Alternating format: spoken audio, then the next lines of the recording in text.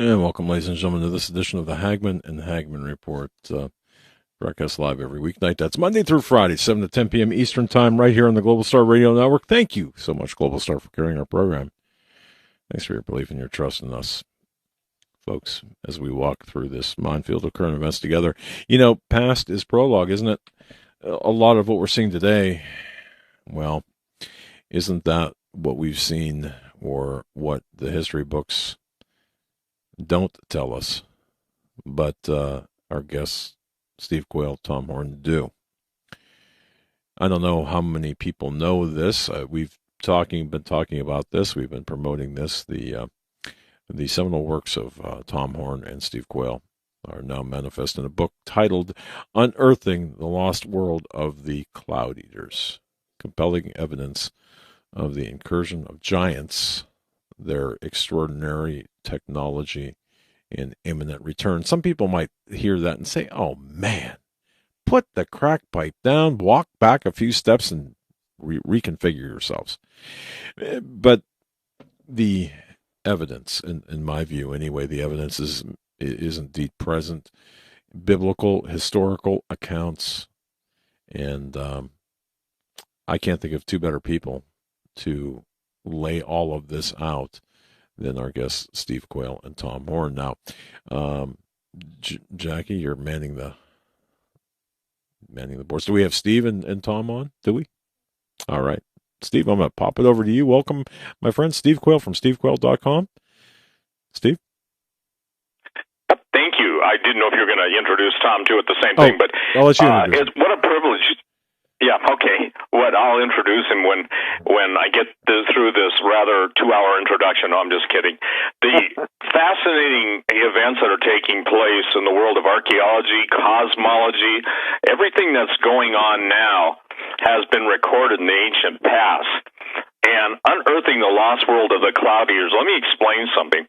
Cloudeaters was the name given to us by Cliff Mahudi, who's a Zuni elder, when I asked him point blank, what do you call the giants? Now, in the Special Forces community, they call them long walkers.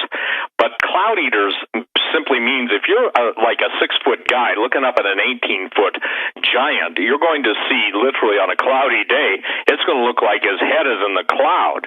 And why they call them eaters is because, what we're going to talk about tonight is the fact that cannibalism has come full forward now, full circle, with even some of the lead scientists saying it's a good way to increase the protein source on Earth.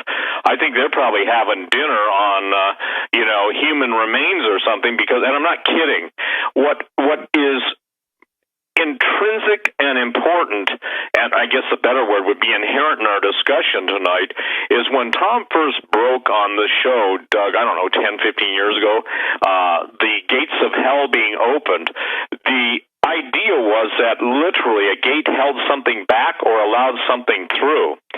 So the events that are taking place now, everything that's disgusting, everything that's perverted, everything that is absolutely like the times of old are coming back into our knowledge.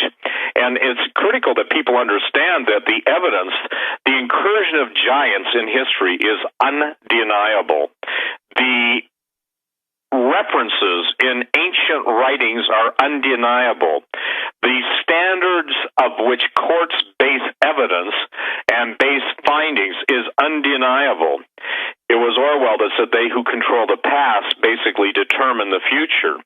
The reason why this is so critical at this time in venture in our, let's just say this, progression downward, is because Jesus specifically said in the last days, if the days weren't shortened for the elect's sake, the elect are those who believe in him, that there'd be no flesh left alive.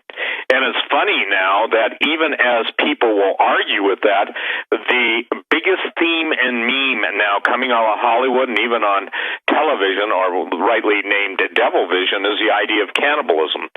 So when Tom and I put this book together, The Lost World of the Cloudeaters, I pretty much dealt with the civilization of angels. A lot of people have a misunderstanding of angels. A lot of people have a hard time to reference angels. The idea that we're dealing with pre-flood or antediluvian and a pre-judgment period that some people call pre-Adam, some people call prior chaos. The point is that what we've done in this book, all 505 pages, is take it from the beginning of the beginning. Now, Genesis, it talks about the world being in a state of chaos without form and void, and those words are tohu and bohu. But in the book of Isaiah, it said that God did not create the earth void. So where is this dichotomy? Is this a contradiction? Not at all. Because the angelic civilizations that even the Sumerian Table of Kings goes back almost 250,000 years, there's a difference in the size and reign of the kings. Some of these guys reigned 36,000 years, and everybody tries to put it into the understanding that, this is a misplaced decimal system, et cetera, et cetera. But what most scholars will not deal with or touch is that in all the different Babylonian, Assyrian, Assyro-Babylonian, and all the myths, legends that came forth after the plains of Shinar and Nimrod's attempt to build a tower, who reached into heaven, which was nothing more than a gate. Before Genesis, the book of Genesis speaks specifically that God divided the continents, if you will, in the days of Peleg. All of these things are focusing on what we're going to talk about and what we deal with in our book. The catastrophic nature of what happened to the planet Rahab. I think what most people are going to get from this book, Doug, is the fact that from the beginning to the end, Jesus told us what it was going to be like. There are ancillary accounts, but the New Testament and the Old Testament and the New Testament refers to this time period, that they're very concise in what's going on. You cannot escape that there's a war going on. We see wars on earth as a reflection of wars in heaven. We see obviously the serpent which stood erect in the Garden of Eden until God cursed it to crawl on its belly is even the name of the United States, if you will, the Americas, Amaruka, land of the plumed serpent. When Tom and I were in the desert Southwest, they described the entities that came through the gates that they currently open today. And for the record, if everybody wants to see, and look, it's not like the Stargate series, but a photographer friend of mine who was down the Grand Canyon, interestingly enough, a couple weeks ago, took the picture of a 13-foot tall, hollowed out, not a cave, but almost like a, if you will, a pear shape, not a pear shape, but I guess you'd say almost an oblong indentation or added in the side with a piece of wood stump there that evidently somebody goes to communicate with spirits. So where this leads and where this started, literally we've been all over the desert Southwest. Tom and I are mutual film teams, film crews. We've joined together our talents, and while we've been on parallel tracks for pretty close to 20 years, it seems like the Lord in His mercy is bringing this stuff together. Now, people ask me, why do you guys focus on this? Why don't you deal with just winning souls? Why don't you deal with this, that, and the other thing? You know, the reason we do what we do is because we're both called to do it. Jesus said men's hearts failing them for looking after those things coming upon the earth. People get upset when you talk about the days of Noah. They said, well, there's just violence. We're talking about violence that is carried down genetically. And even, I think a couple days ago, Doug, I don't know if you saw it, and Tom, maybe you saw it, but they've proven that nematode worms even have 14 generations of memory. So what we're finding is that we're now seeing, if you will, not only the gates of hell opening up, but the time that Daniel was told that knowledge would increase and run to and fro. We're seeing now the revelation. We're seeing God unveiling that which has been hidden for thousands of years, in which the occult and the Egyptian priesthood, by the Egyptian priesthood, I'm talking about the keepers of the secrets. All of these things we're dealing with bring together or brought us together in the desert Southwest, as well as the islands of Sardinia, the islands of Malta, the islands all through the Aegean, even into North America, which again is called Amaruka, the land of the plumed serpent. So this is probably the most complete and concise pre-flood and post-flood presentation of why myths, legends, and all of even the church fathers referred to this time period, and why it's critical for everyone to understand, because there's going to be a compelling series of events that's coming on the scene, and it's going to cause people to doubt their faith, to doubt the Word of God, and an entire contra-Genesis position is going to be put forth for people to believe in all the artifacts which the secret societies and the power brokers deal with on the black market and draw occult powers from. That's their words, not mine. They're going to be brought forth, and they're going to lay out a compelling series of artifacts, evidence, and new findings, just like what's going on in the Antarctic. And by the way, you know when you've got all the heads of the intelligence agencies, the primary intelligence agencies, meeting in New Zealand, and they could basically go someplace in the mountains of Colorado, you've got to ask yourself why. So with no further ado, I'll turn it over to Tom, and we're really excited, ladies and gentlemen. The Lost World of the Cloudeaters, we'll deal with the other issues that we're going to be talking about, but right now we're going to focus on the book for this first hour, and then the second hour we'll focus on the DVD/the book, and then the third hour we'll tell people why the conference in Branson, Missouri in September is unlike any other conference.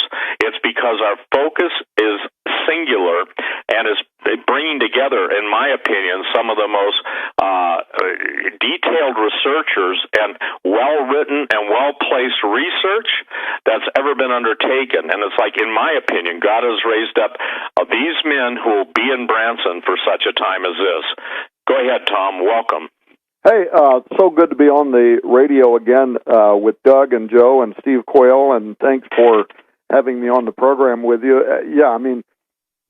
Without doubt, this is the biggest thing we've ever done. And, a lot of people think, Steve, that you and I have written numerous books together. And actually, we never have published a book together. This is the very first time we've ever done it.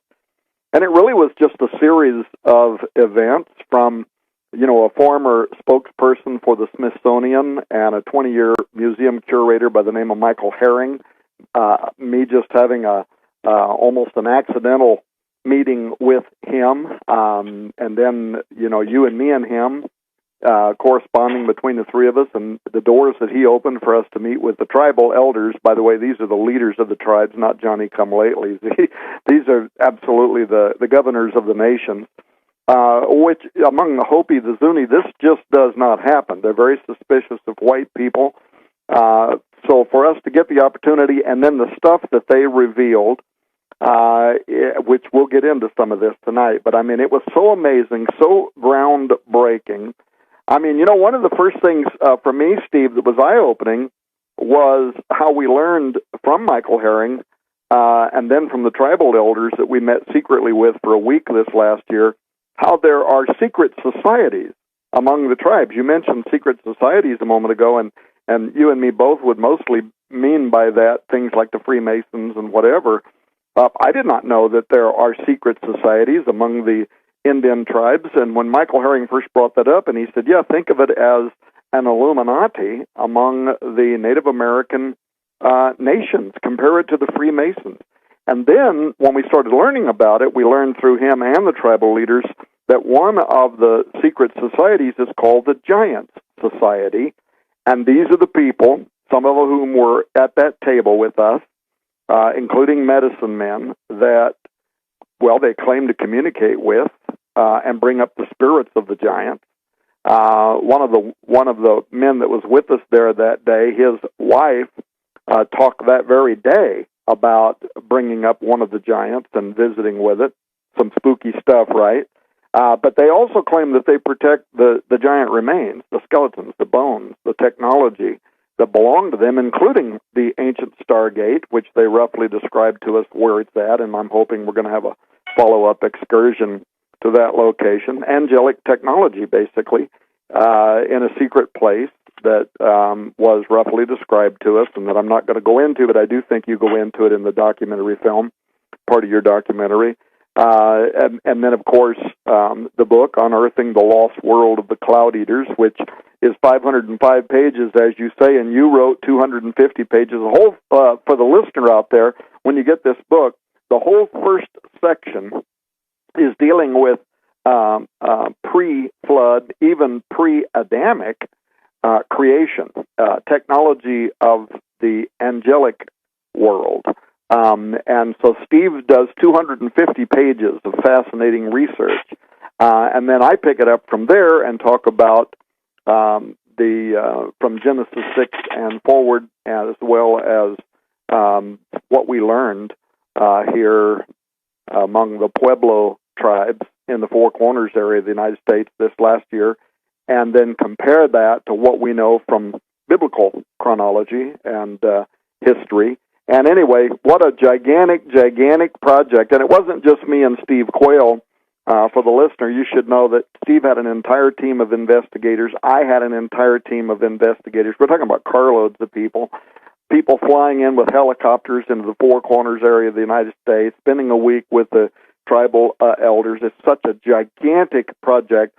But we also literally did uncover previously undisclosed and unpublished information about the lost world of the Cloudeaters, and that's what the documentary film and the book reveals. In fact, it's such a big project that Steve decided that we literally have to have a conference in September, and later on Steve will tell you about that. Anselm P. Rambla, L.A. Marzulli, Timothy Alberino, Dr. Michael Lick, Dr. Langford, Derek Gilbert, all these people going to be in Branson, Missouri. And when Steve gives you the information about that, you're going to want to check into it really quickly, because Gordon MacDonald, who used to organize the Strategic Perspectives Conference for Chuck Misler, my friend, after Chuck Misler retired, Gordon left that organization, and he's now working for Steve Quayle on this project. And he's been telling us that the sales are more than brisk. In fact, we know that with this being the very first radio show that we've done mentioning this conference, nothing else, just a couple of Facebook posts and things like that, it's already half sold out. And the venue, which is the beautiful Mansion Theater in Branson, Missouri, can hold 3,000 people, and we know it's going to completely sell out before the event. So this is going to be something that you're not going to want to miss. And we're talking right now with Jim Baker about maybe also co-sponsoring that and having some programs filmed on the Jim Baker Show, so that people who are at this conference can go the day after over to Morningside and be part of the live audience over there. So anyway, giant, humongous project, but I couldn't be more excited. I mean, Steve, I could have hardly imagined this last year when I here packed up my off-road vehicle and we ventured into the Four Corner area of the United States, how much that trip was going to pay off, or the doors that were going to be open and the unanswered questions that were going to be raised. But the bottom line is, when all was said and done, my crew, your crew, we got answers that is going to demand that the history of America be rewritten. I mean, you won't be able to face this evidence and still believe that America at one time, before Christopher Columbus landing at San Salvador Island in 1492, that America had been hermeneutically sealed off from the rest of the world. You're going to learn that that absolutely is untrue. There is a significant evidence, both pictorial, textual, and otherwise, to the contrary, diffusionism that does already and is going to confront scientific orthodoxy. And as a matter of fact, we may even get to sit down with the Smithsonian that's interested in some of this information. The bottom line is, there's archaeological sites, artifacts, photographic evidence, all of it that suggests several things. Number one, that numerous pre-Columbian seafarers traversed the Atlantic Ocean and interacted with early Native Americans. Number two, that architecture here in the United States compares to pre-flood megalithic structures worldwide and testifies of a time when angels ruled on earth.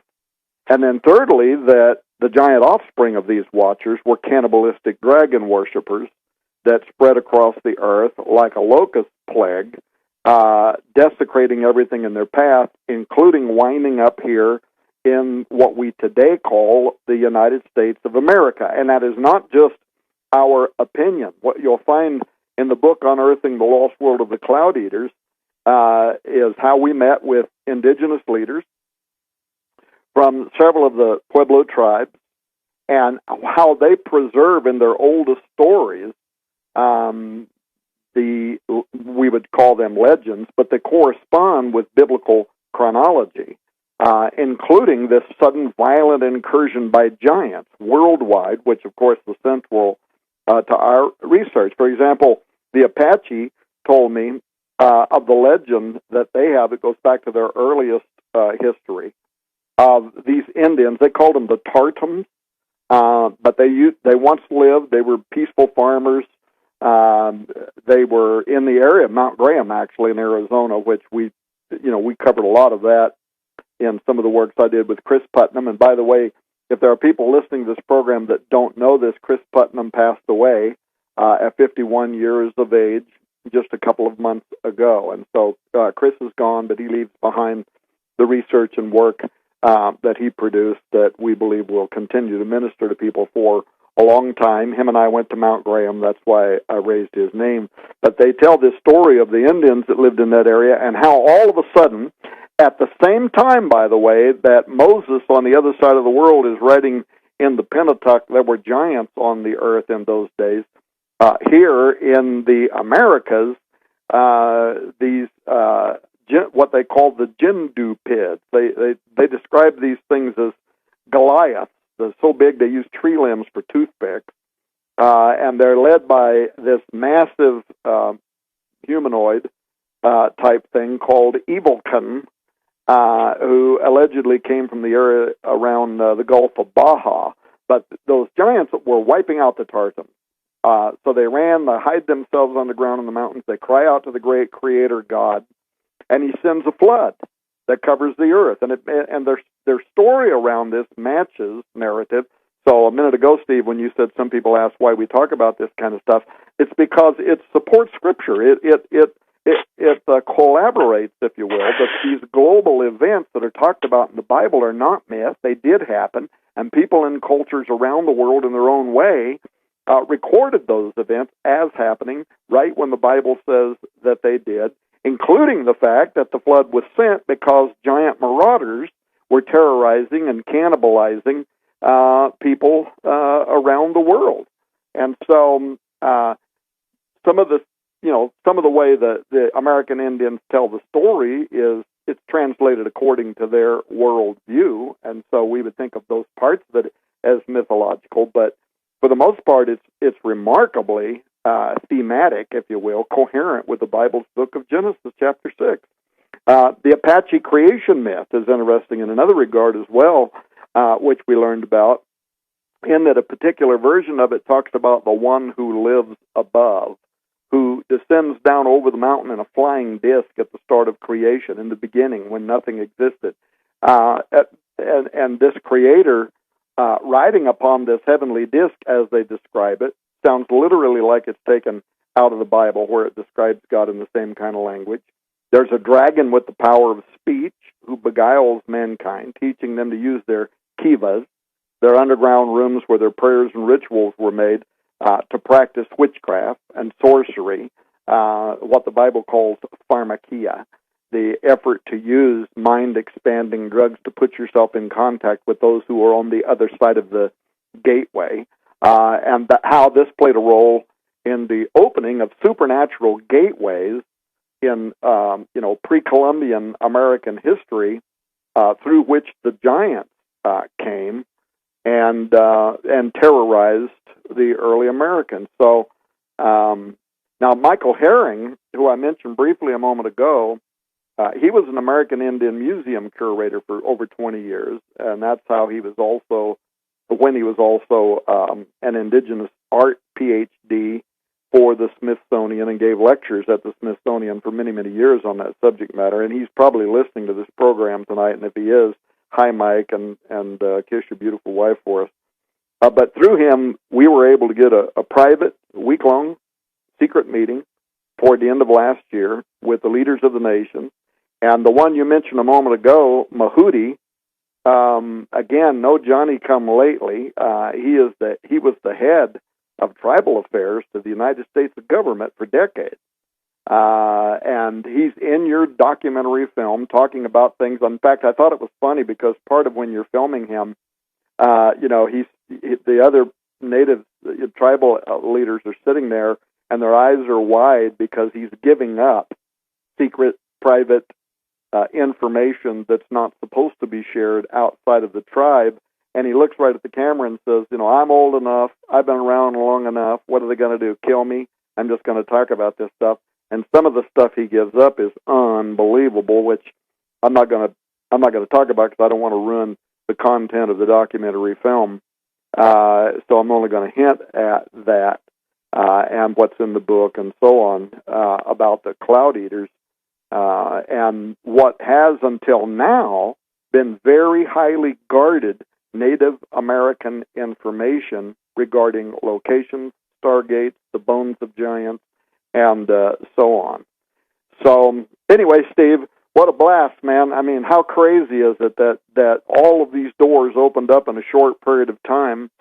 And I drove into the Valley of the Gods while you and Timothy and your team are flying in a gigantic helicopter. And we got some great footage of that event. Well, I think that what's important for people to understand, we have to cover and had to cover a vast amount of space to basically trace the total, if you will, migration and what caused the migration of the Anasazi. Now, I want to share something too. When we were talking about all this stuff, the question that kept coming up, Tom would look at me across the big table we're all seated at and probably see me ready to jump out of my skin, because what was interesting to me is with the history that the Native Americans possess of the giants eating their people, they still venerate them. And they told us, and this is something that people need to understand, that now, in contemporary time, this isn't old stuff. The giant societies get together at periodic times and open the gates, and the giants tell them they're coming back. Now, why they can't come through yet, I don't know. It's probably to do with God's timing. But what we were able to do is basically place and put together a thread of history that, quite candidly, the official narrative has always tried to avoid. There are specific proteins found in the scat of animals and humans that indicate that cannibalism, when you eat human flesh, only specific proteins can be tagged, identified, and analyzed that would be indicative to flesh eaters. Now, here's what's interesting. Most people have got to understand this. We're talking about the gates of hell opening, and both the Phoenicians and the Carthaginians practice ritual sacrifice of children and pretty much infants. Now, this wasn't infanticide. This was absolutely a ritualistic slaughter of children. And what we're seeing in some of the leaks from WikiLeaks, and Doug, you'll find this interesting, the very same appetite for the blood of children is now present in the headlines of today. It doesn't matter if mainstream media will cover or not. As I've declared since I've been on talk radio, some people get offended, but mainstream media is nothing more than vomit brokers, and nobody wants to hang around vomit. As a matter of fact, it stinketh. So when we're talking about human sacrifice, when we're talking about the desert Southwest, when we're talking about and go to the areas of Sardinia and Malta, and the Sardinians is called the Island of Giants. Now, let me explain something. One of the criticisms that's always leveled, where are these bones of giants? I just want to have one picture. There are 149 million non-documented, out-of-place artifacts that don't fit the historic narrative. There are, 14 500-yard buildings, 500-yard buildings, 2 and 3 floors high. And when we got that information, it was like everything started to click. Now, I want to read something. This just came to me a couple days ago, and I want to thank the gentleman. Tobias, I won't tell any more than that, but he said this. Steve, I'm a resident of Vero Beach, Florida, home of Rick Wiles True News. The Smithsonian just started a dig here in town between the health department and airport. They claim to my mother they are looking for pre-human bones. They claim to have bones that have a mixture of animal and human DNA. I want to say that again. They claim to have bones that have a mixture of animal and human DNA. Those would be called, ladies and gentlemen, chimeras. When asked if they were talking about giants and Nephilim, they said there are no such thing as giants and clammed up very nervously. Well, here you've got it. And the whole Florida Isthmus, the entire area around the Gulf Coast is riddled with giants, is riddled with bones. And so it evidently, here's what's happening. As the storms come, just as floods come, a lot of the bones are being revealed. And what's going to happen? You mark my words, everyone listening to this program. There are going to be simultaneous finds announced that will not be able to be covered up by the U.S. government as more and more countries turn against it. And when people see that everything they've been told in history, taught in history, is pretty much a lie. And here's the other question I want to answer right off of the top of this discussion. The reason why giants is a taboo is because it goes back to Genesis chapter 6, verse 4. And the sons of God saw that the daughters of earth were fair. It's interesting. I think, Tom, you said this, and it really got me going in a whole different train of thought. It was that the angels wanted to insert themselves into the human genome. They wanted to become human, and I'll be blunt, because of sex. And now we've got humans who want to become gods living for eternity. By the way, that's what angels possess, and the Bible teaches, it does not teach annihilation of the soul. It teaches that, you reap for eternity what you sow on earth.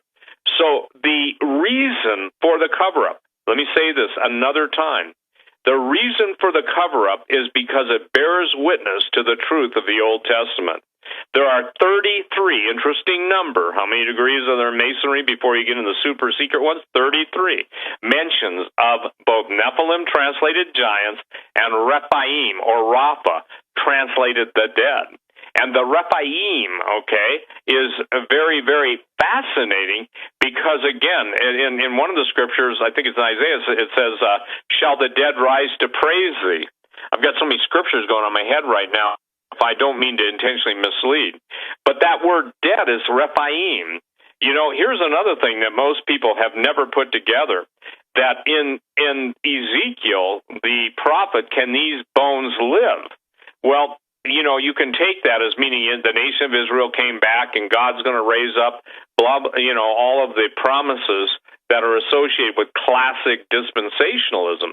But what a lot of people don't understand is that in the book of Joel, he calls forth his mighty army. They run on the walls. They basically leap over the walls. And that's not talking about a bunch of gymnasts from China. It's talking about a supernatural sized entities that are part of God's army in the last days. And Tom, I think you and I spoke about this, maybe at your studio or at your home. It dawned on me, and I believe that was the Lord saying, take a look at this, Steve.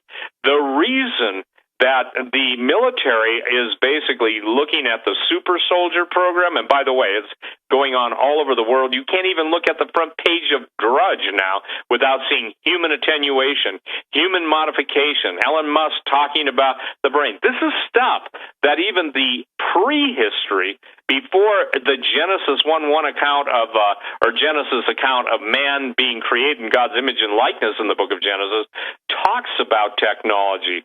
You see, Christians have always tried to compress time into 6,000 years. But again, I draw, everyone's attention. By the way, if people want to read some great stuff written by one of the most brilliant researcher, authors, ethnographers, archaeologists, anthropologists, Arthur Custance, you can go to custance.org and look at his Without Form and Void, Custance, CUSTANCE.org. So this is critical because it deals with the time before, or let's call it the times that the Illuminists, the priesthood, has chosen to keep all of the references to that period pretty well locked up. So, ladies and gentlemen, when we were concurrently putting together True Legends the third DVD called The Holocaust of Giants. We originally started out with the title There Were Giants, but the Holocaust of Giants, the more that Tom investigated, the more that he went in, and I'll let you talk about the Sand Canyon incident. And for the record, we saw direct intervention by shadow people and shadow government with one of the people that Michael Herring had set up to talk to us, because if this isn't a fair statement, Tom and I are on camera, which you'll see in the DVD, talking about it, and boy, were some of the people in the National Park Service upset because it didn't fit at Mesa Verde, their common reason why the ruins there were abandoned. So, Tom, isn't it interesting that in all of your research, the Sand Canyon incident now was a curator of that whole find and the grisly, if you will, dismemberment and cannibalism of the Native Americans, that someone tipped them up not to talk to us? Go ahead, well, sir. Yeah, I mean, absolutely. And by the way, people should know that I vetted Michael Herring, and I was able to find extensive documentation of his life and career as a curator, as a spokesman for the at the Smithsonian, as a PhD in American Indian art. Of course, the proof in the pudding for me and you, Steve, was the people that he got to sit down at the table with us, which we'd have never otherwise been able to meet with, but they had been friends of his for many, many years. So when I pointed out the Sand Canyon Pueblo dig, which had turned up very large Anasazi bone remains, gigantism, double row teeth, polydactyly, they had 6 fingers, 6 toes, these mutations that they dug up out of Sand Canyon Pueblo, and the report, of course, was published on one of the Colorado University web pages, and I had read it and pointed it out to him. He got a hold of the people. They knew him. They knew him from years ago. By the way, there's even books written by him that were published by the Smithsonian that are at Amazon. But he set it up for us to meet with the people that had dug up those bones, and the bones, of course, were repatriated, which is a law that was passed in the 1970s, where you have to surrender the bones back to the nations, and then they're supposed to take those bones and rebury them. But they had the photographic evidence, all of the details about the double row teeth, all that, which is in the report. By the way, I can send that report to somebody if they want to email me. They can read the university's report on it. But we wanted to know about these unusually large mutations that they had dug up that were the remains of ancient Anasazi. So they agreed that they were going to meet with Steve and I and our team, our research team, and then all of a sudden, man, I don't know who said what to who, but all of a sudden they pulled out and said, no, thank you, don't call us no more, don't talk to us no more, don't anything. Tonight, I think we should disclose to the listeners some of the breakthrough information that we nevertheless uncovered on the topic of cannibalism, because there was the evidence of cannibalism there at Sand Canyon too, and the ancient secrets of giants resurrection, and this key connection to what happened to the Anasazi. So we'll get into that in a moment, because you raised the whole issue of cannibalism a couple of times, but also, Steve, because you mentioned the Smithsonian storage buildings, I have a request in right now through Michael Herring to meet with one or more of his old Smithsonian curator friends that are still working today at the Smithsonian to ask, straightforward, let them answer any way they want, is there any truth to the conspiracy theory that their museums, their research centers that are administered by the government of the United States are hiding, concealing the bones of other spectacular giants that were removed from burial mounds in our nation's earliest history. Now, we're working right now to set up that interview, and there is a chance that we are going to get it. In fact, I'll read you just a clip out of Michael's latest email to me, very promising. He writes this, he says, Tom, I finally was able to make contact with one of my Smithsonian friends, Dr. Bruce. Now, by the way, he gives his last name, but I'm going to withhold it right now for Dr. Bruce's own privacy. I was able to talk to Dr. Bruce yesterday. He was one of the initial directors of the Museum Support Center, one of the Smithsonian's vast state-of-the-art warehouses, the size of 5 football fields and 2 and 3 storages high, They have 14 of these throughout Maryland and Virginia, which house more than 149 million objects.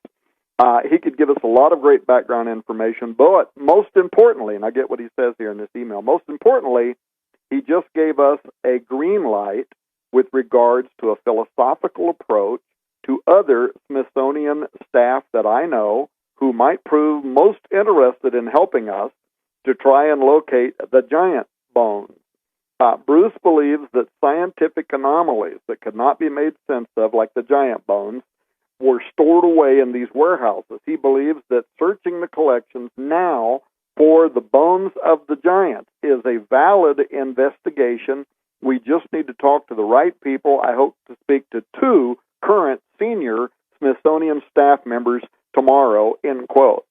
So you can imagine how excited I am to know that there really is a good chance, either before we release our new book and documentary in 3 weeks from now, or right after that, that we may finally have the chance to get to the bottom of one of America's greatest mysteries and the role that the Smithsonian played, or continues to play, in regard to a cover-up. Now, for those that don't know what the Great Smithsonian cover-up entails and how it's connected to the secret locations of giant bones, this is something that we deal with in great detail in the upcoming book, Unearthing the Lost World of the Cloudeaters, including some of their own official reports that detail the giant remains of extraordinary size humans, their own reports from their own archives. So, again, this was information that I had heard talked about in conspiracy circles on the internet and whatever for many, many years, but I had never actually seen or read evidence of what was dug up from underneath the burial mounds, other than very old newspaper articles. But I had never seen the evidence supported by official documents of the Smithsonian Institution until we got into this research. We reproduced that stuff in the book Unearthing the Lost World of the Cloudeaters. And let me say something here early on. If a person clicks on the Hagman ad there that shows the copy of the book, or if you go to skywatchtv.com today, you'll see the video trailer up there talking about the documentary book. The book. We don't have the trailer yet. I'm waiting on that from Timothy Alvarino and Steve Quayle. We don't yet have the trailer for the documentary film. I understand it's coming very soon. But the trailer for the book is up there. And then right below that, there's a little ad you can click on to pre-order. And if you pre-order the what we're calling the Cloudeater Mega deal, you get the book and the documentary film at a discounted price. But in addition to that, you get 2 more other books free. You get a 24-hour audio collection with me and Steve Quayle talking about everything him and I have researched over the last 10 years. You get that free. But also, on checkout in the store, and we're only doing this for the Hagman and Hagman program, if you type in the promo code, either in the comment section or where it asks you for the code, if you type in Hagman-Enoch, I'm going to have the warehouse also include the brand new hardback collector's edition of the Book of Enoch, which has the first ever narrative about how the giant cloud-eaters arrived on Earth. So it's like over $200 worth of stuff we're going to give you for free if you pre-order over there. So just be aware of that. Also, sometime tonight, if we possibly could, I'd like to talk about, is there something that we can do to cause people to send in a donation to Hagman and Hagman? Because I got to tell you, folks, you're listening to this program. The Hagmans don't ever beg for money. In fact, I'm probably embarrassing Doug by even bringing this up. These guys work their butt off. They never stop. They're willing to interview the most, cutting-edge people that the mass media, the fake news, as Donald Trump calls it, won't touch with a 10-foot pole. The people that try to control the narrative, like, in the old days, the doctrine of John Wesley Powell and the cover-up of the Smithsonian, where you have people like the Hagman and Hagman. They do this every day. They spend all their time. I think we should try to I don't know. I don't really know what I'm saying because I'm kind of making this up as I go. But every time I'm on this program, I always think, man, it would be great if we could do something also for the Hagman. You're very kind, Tom. Thank you so much. And it's not necessary. God bless you. Thank you. And you know what? Your presence, your investigative work product, it's a blessing to our audience, yours and Steve's. So, thank you. Hey, Doug, one of the things I think is critical for people to understand, too, is that what we're seeing right now throughout the mainstream news media, what we're seeing on the alien disclosure, as a matter of fact, Tom, it was pretty interesting because, Cliff Mahooty, who basically rattled everyone's cages, and God bless you, Cliff, I mean, seriously, he has an alien bolo tie, and you'll see that. And what was interesting after we were pulling out of where we're Mesa Verde and having to go some other places and film, one of the Native American elders came up and said, "Oh, by the way, I was abducted." And I looked at him and I said, "By aliens?" He said, "Yes."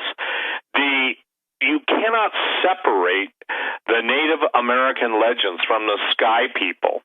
And when you hear that we're going to be seeing at the mouth of Jesus, that we're going to be seeing things that men's hearts will fail them, but you're also going to see the scripture, the epistle saying that, we're going to be bewildered with lying signs and wonders.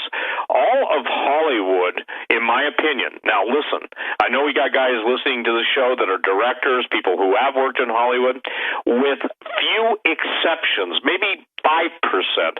Everybody in Hollywood is compromised, and they worship literally the God of forces, just like the book of Daniel declares, and they worship the author of forces. So right now, while Tom and I are on all these different, if you will, parallel research highways, God is opening up, and I mean this, God is opening up to us favor with different people. We want to thank each and every one of you that buys our books and buys our DVDs. The DVD, is going to be astonishing. Now, just for the record, these things are having an effect around the world, and they're having an effect because people are saying, "I now get it." They used to say, I used to think God was cruel because he told the children of Israel go in and wipe out every man, woman, and child, until they found out those weren't normal people. Those were hybrids. That's why God told the children of Israel, don't marry the people in the lands around you, because they were already genetically polluted. And what is the biggest field right now? Now I'm getting a little bit off, but here's the deal. If I told you there were studies done on genetics of the Apache and of different people that were basically claiming that the men in long ships came and built the great monuments in the Valley of the Gods, that this was even before the time of the Pueblo Indians, talking about the times, what in Australia they call dream time, and what I call the time before Genesis 1:1 and 1:2. Something caused a cataclysmic judgment on the earth.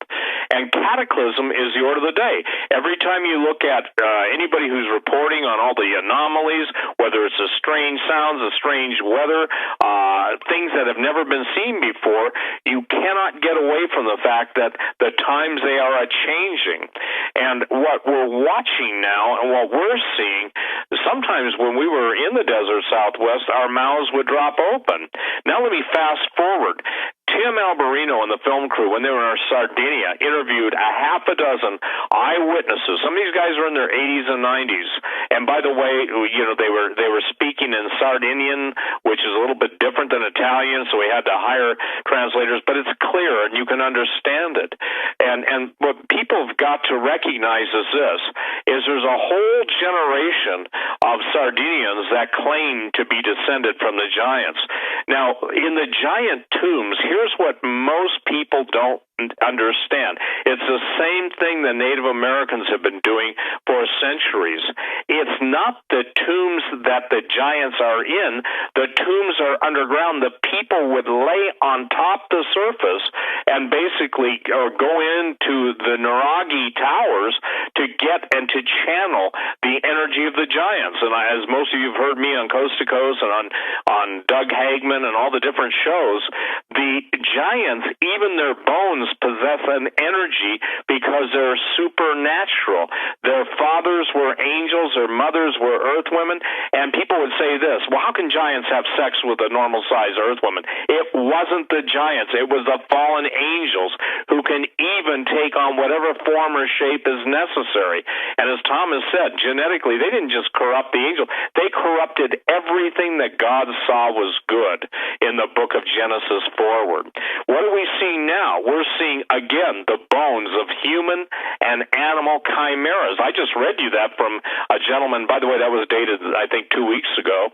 I read you the story of that. Now, hey, Tom, here's something that's mind-blowing, and I want to thank, and I'll just call P, because I don't want to use his name, and I'll just use it. Listen to this, okay?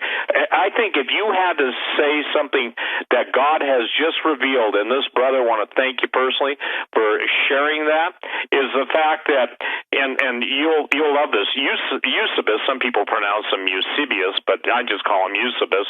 I was reading Preparatio Evangelica by Eusebius and came across a section that said that the giant Kronos, possibly Og, was held in stasis on an island near Britain. It also talks about the giant storms that appear when a giant is dug or megalithic site found. Now, this is from Book 5, Chapter 17. So then Philip had witness to his story, and some of those who were present and had heard it from an aged Aemilian. But Demetrius said that there were many desert islands scattered among those on the coast of Britain, some of which were named after demons and heroes, and that he himself, being sent by the emperor to make an investigation survey, sailed to the nearest of the desert islands, which had but few inhabitants, and these are all sacred persons, inviolable to the Britons. Very soon after his arrival, there arose a great commotion there, and many portents in the sky, and violent blasts of wind, and falling of thunderbolts. And when this abated, the islanders said that one of the higher powers had been extinguished for as a lamp. They said, well, light, and listen to this, while lighted does no harm, but being extinguished is hurtful to many. So great souls are benignant and and harmless, and they're shining. Now listen to this. However, one island, which is called there was, however, one island there in which Kronos was confined and guarded in his sleep, Barbararius, for his sleep had been artfully contrived to keep him bound, and there were many demons about him as attendants and servants. According to Talos, a first-century Greek historian, Og is none other than Kronos. Both Og and Kronos were known as the leader of the Titans. So according to this, Og of Bashan is still alive in stasis somewhere near Britain, if he has not been moved. The city of London, the financial center of the world, celebrates two giants, Gog and Magog. Once a year they bring them out. They have giant, if you will, puppets, marionettes with no strings attached. I don't know any other way to describe them. Look up City of London, Gog and Magog. So what's fascinating, Tom, is right now that stasis word is the same word that multiple generals and special operations have used, that Dr. Ernst Muldeshef has used when he was taken to the caves of Tibet and shown a sleeping giant. The commonality of this, now we're talking Eusebius, we're talking a long time ago. The word stasis is absolutely now I would say this, a foundational principle of understanding how these giants are in a slumber. And when they awake, they will have no knowledge of the time that has been taken from them. Their natures will be the same. And as you've quoted before, go ahead and quote, Isaiah 13? Yeah, Isaiah 13, open the gates, ye ruler, I give command, and I bring them. Giants are coming to fulfill my wrath. So, given this information, by the way, until P gave this to me, again, thank you, brother, I did not know this. You know, here's the thing, ladies and gentlemen. We do the best we can can. We do it with the budgets we have, with the people we have, and by the grace of God, He always makes up the difference. I've talked to different people about underwriting, some of these projects. I don't think people get it, Tom, and look, here's what I'm saying. We're on to the biggest news in history. I told one gentleman, I said, look, you're not going to just be, quote, famous, but you're going to be used by God to basically bring the biggest news to the planet, which will point people to Jesus Christ. Look, Tom, you have been a pastor in the Assembly of God. I grew up in the Assembly of God. I thank God for, the stuff that was good and the teaching and the full gospel and stuff, but also you got let out of there. I got let out of there. And what's interesting, ladies and gentlemen, and this is just a word of encouragement to everybody, you don't need to copy someone else's ministry. You can seek the Lord and He'll plug you in.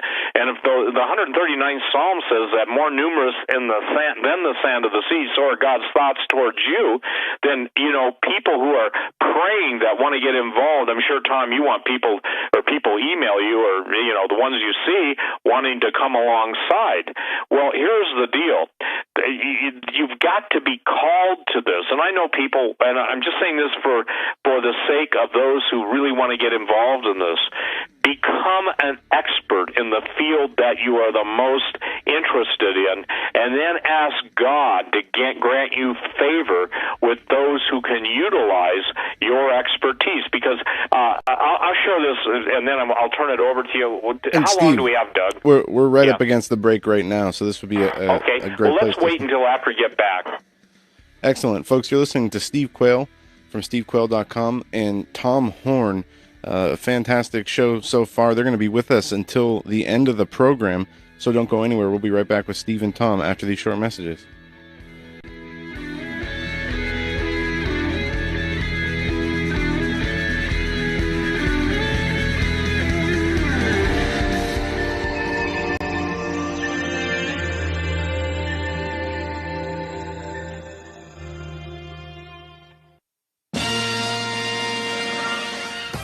Greennovative. Go to HagmannReport.com. Click on the link to Greennovative. What Greennovative is, it's a small company in Florida. They created something called the GMAG Power Cell. It produces electricity by adding salt water to this unit that recharges rechargeable batteries. It's the coolest thing you'll ever see in your life. It's really neat. Really a super device. All right, you need just 2 teaspoons of ordinary table salt, a little water, but a bang, you're charging your rechargeable batteries.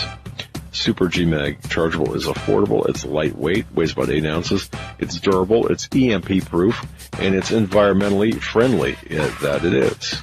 It'll provide safe and convenient power for recharging 6 AA batteries off the grid when other power sources aren't available, anywhere, anytime, in any weather, day or night. Go to greennovative.com. That's greennovative.com. Folks, in these uncertain times, it just makes sense to have a sustainable backup method for accomplishing one of life's most important tasks, that's preparing food. This is the way to go. There is nothing better than a Minuteman rocket stove from MinutemanStove.com. We all need a way to cook and a method to process water. I mean, think about it. Think about the many things that could happen to you. A Minuteman rocket stove can provide your family or group the perfect solution. It's small, lightweight, wood-burning, and every bit as powerful as a kitchen stove. It's smokeless and fully self-contained for clean storage and transport. Because it's so efficient, it cuts down on your wood gathering and processing chores to a tenth what would be required if cooking the old-fashioned way over an open fire. So don't rely on gas or fuel stoves. Prepare your family, prepare for yourself. Order a Minuteman rocket stove today. It's going to make bad times much better. Folks, MinutemanStove.com, MinutemanStove.com. Need I say more? You should have a Minuteman, the survival stove in an ammo can.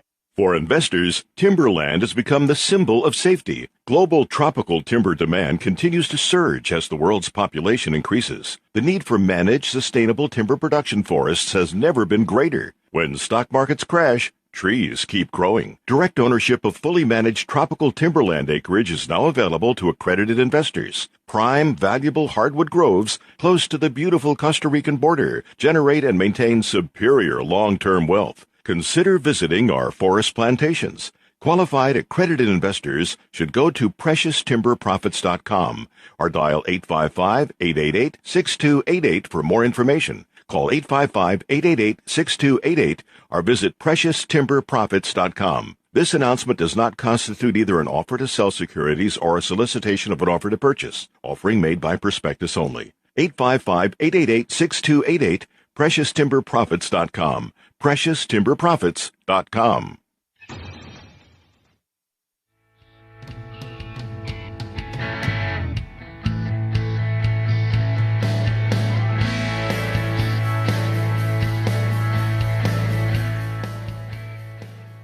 And welcome back, ladies and gentlemen, to this edition of the Hagman and Hagman Report.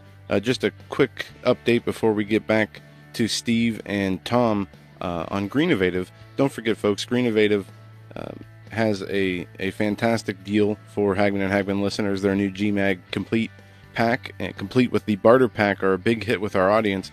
And they're running a 15% store-wide discount from now until the 1st of May at midnight.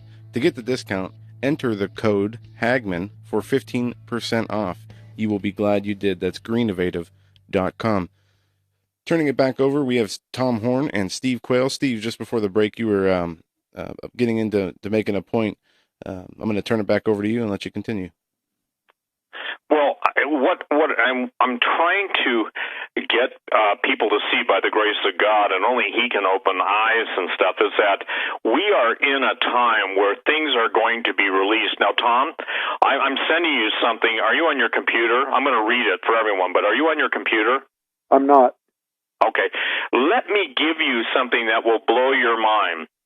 It's from a friend of mine who was a FEMA, I guess you call it, commander. She's one of the most brilliant women, with no flattery, I've ever met. She's one of the best connected women I've ever met. And she basically knows what's going on. Now, I'm going to read this. I just got this.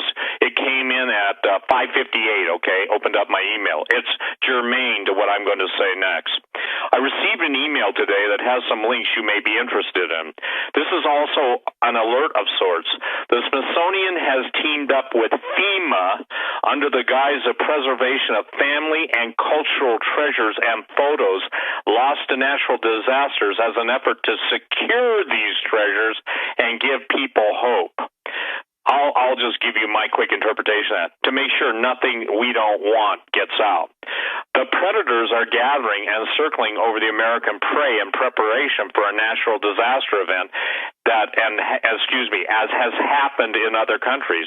Other agencies and NGOs are also participating. To put up a bear fence here requires an archaeologist to evaluate the property for artifacts. I hope, Doug, as an investigator, I'm sending this to you and Tom, okay, and I'm going to post this with all the links. But what's astonishing to me is then she says, and I think obviously she says, of course you can apply it to giants. Tom Horn and I on this date, what is it, April 27th, 2017, are on the Hagman and Hagman show talking about the Great Smithsonian cover-up.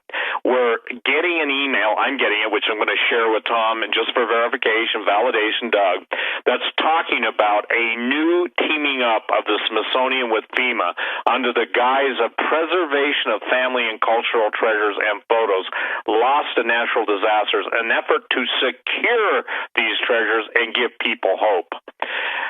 What's your first response to that, Tom?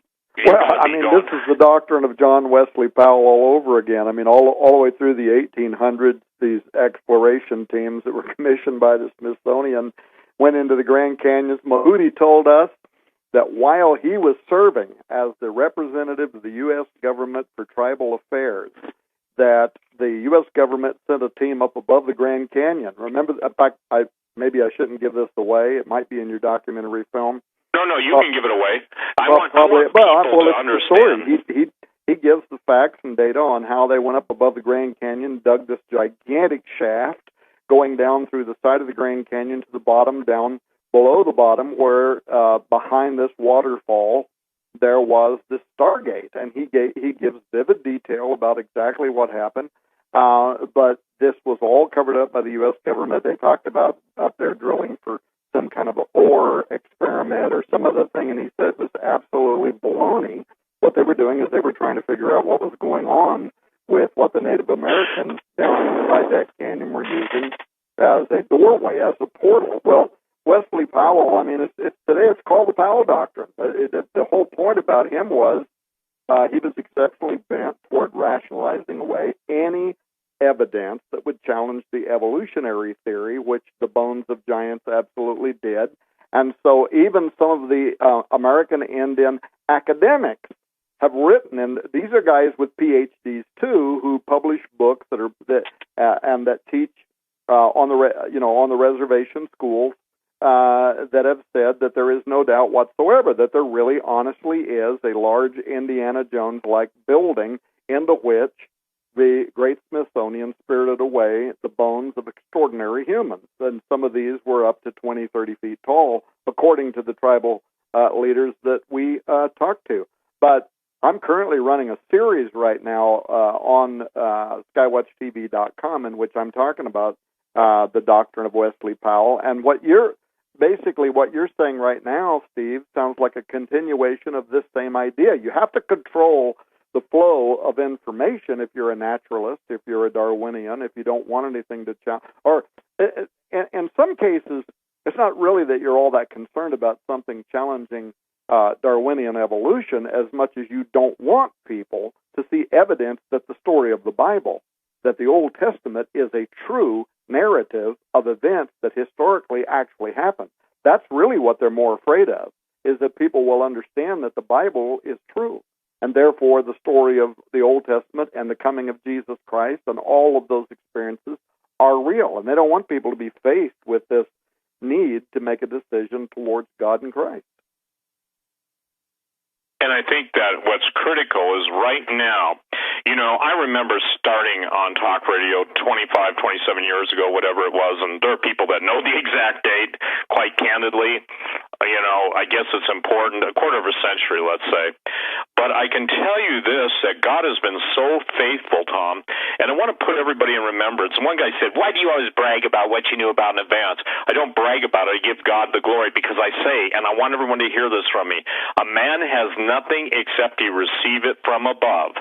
And that's when the Lord spoke to me, and those of you who were with me in KHNC, Johnstown, Colorado, Randy and a bunch of you will probably remember this. I said, Lord has spoken to my heart that when cannibalism headlines of the major news media that the Great Tribulation has started. Now, people argue with that. They say, we're not in the tribulation, blah, blah, blah. I won't argue that. But I could not have known that when I said it. And now, why this is critical is the appetite of demons expressed through humans. And the demons are a disembodied, if you will, the evil spirits that proceed out of the giants. I want to read Numbers 13:31 through 33. If those people that say, and I call them crybaby whiners, okay, this isn't important. It's really important. You can't fight the war that is against you if you do not understand the nature of your enemy, his tactics, and how to defeat him. Now, Numbers 13:31-33, King James. But the men that went up with him, going with Joshua and Caleb, said, we be not able to go up against this people, for they are stronger than we. And they brought up an evil report of the land which they had searched unto the children of Israel, saying, the land through which we have gone to search, it is a land that eateth up the inhabitants thereof, and all the people that we saw in it are men of a great stature. And there we saw the giants, the sons of Anak, which come of the giants, and we were in our own sight as grasshoppers, and so we were in their sight. That word, eateth up. I mean, people say, well, that's just a metaphor for people that were too weak militarily. You go look it up, and devour means to eat, literally, to cannibalize, to ingest, digest. And so what I think is astonishing tonight, and boy, I just see this as God's fingerprint. Again, thank you, Celeste, is the fact that somebody's incredibly worried about all the natural disasters happening, and under the guise of, quote, protecting the Native Americans, let me tell you something that we were told by them. Only 6% of Native American lands, especially sacred places, will they allow them to go to. 6%. 6%. So the question is, what's the other 94%? You know, Tom and I both have we refer to it, the Native American Sacred Sites in the Department of Defense. You can go search for that online. Native American Sacred Sites and the Department of Defense.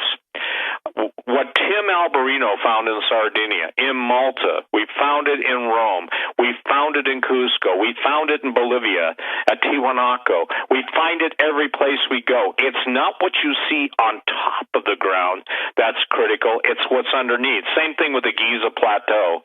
Some of those famous hydrologists and geologists have stated that the Great Pyramid of Giza and the Sphinx have had multiple floods. Well, I got news for you. You know, you can say, well, it was just a single flood.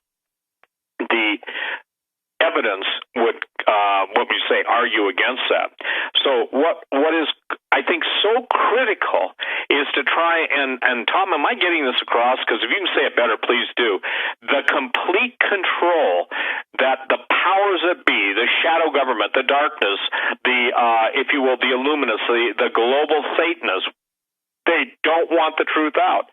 Because as long as they can divorce the false paradigm that they're going to present to the world, then people will not come to the saving knowledge of Jesus Christ. In essence, ladies and gentlemen, I'll make it easy for you.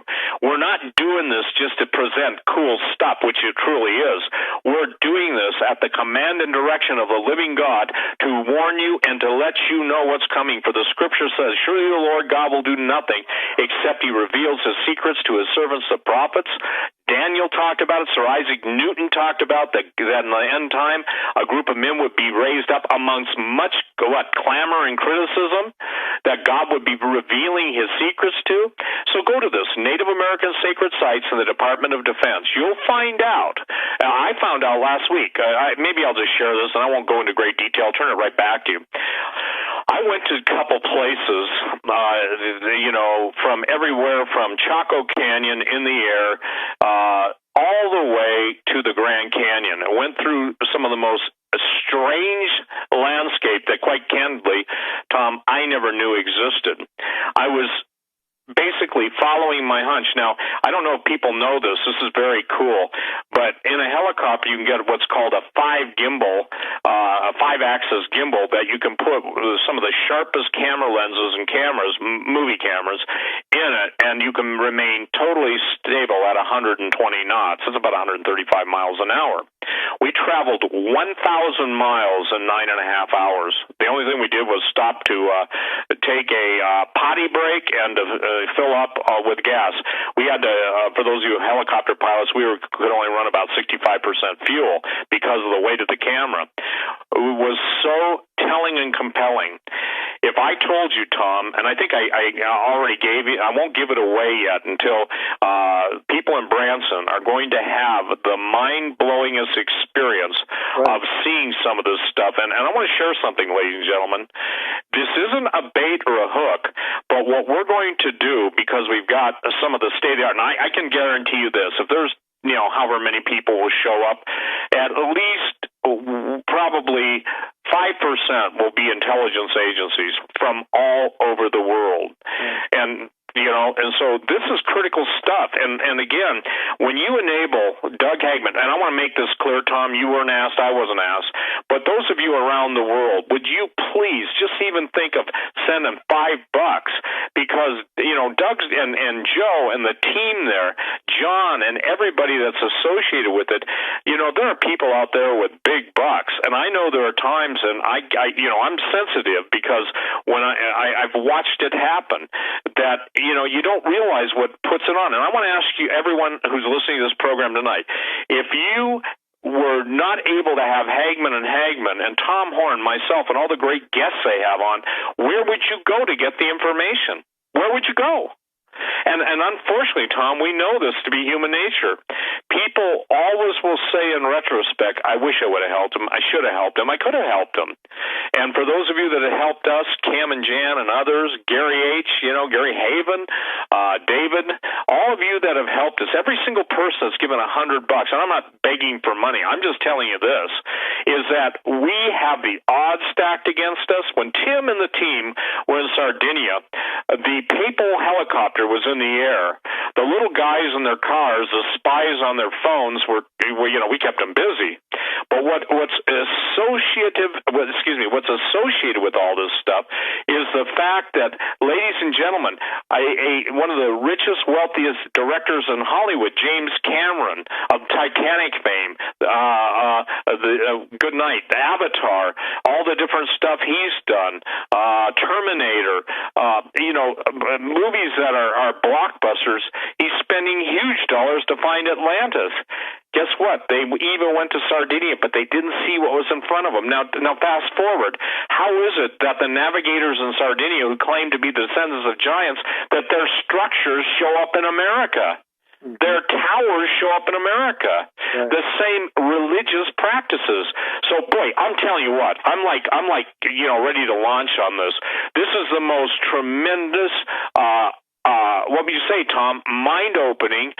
God has his hand on it, and I'm excited that, we get to be part of it. But not only that you all get to be included in it. Everybody's got questions. Look, we don't have all the answers, but we're not sitting out there copying people on YouTube or, doing that. We're out doing the original stuff. So please, ladies and gentlemen, continue to pray for us. And if any of you are able to help us in a big way, look, I know a lot of people, and so does Tom, and we know a lot of people all over the world. But if I could tell you that you can have what you've been looking for in answers, I think it would be provocative. And that's the same reason why Tom brought up Doug Hagman, and I bring him up, because listen, ladies and gentlemen, if Doug and I told you what's going on behind the scenes against us, you wouldn't believe it. And we won't even give time to that. Number one, we can't, because we're told we can't. But the point that I think is critical is that there is no place on planet Earth, in my opinion, that God has chosen at this time to present this information. Doug's not perfect. I'm not perfect. And Tom is probably one of the most articulate men. I wish I could be as coherent as you, Tom. I think everybody wishes that. But am I communicating with the people at how important this is? Yeah, absolutely. And I would like to ask a very practical question. If somebody wanted to make a donation to Hagman and Hagman, how do they do that? Is there a PayPal button? Is there something on one of the websites, Doug? Yes, there is. And thank you, Tom and Steve, for being so generous and urging people to do this. It's so much appreciated. But there is a PayPal button on HagmanReport.com or HagmanandHagman.com. And then we have our P.O. box, our mailing address there as well. And thank you both, because I have to say this. It does take money. We pay salaries here. We're supporting 5 families, and thank you. In advance, well, and I know, that people get accustomed to listening to the program. They don't ever really stop and think about what it takes.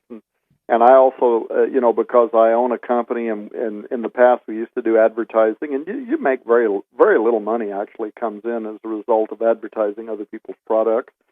But you guys have worked hard. You've done it with very little. So I'm hoping that, and you know what, even what Steve said a moment ago, if somebody's listening to this program and they're thinking, well, I don't have a whole lot of money. I probably couldn't give more than $10. But if enough people did that, it would matter, and some people can give more.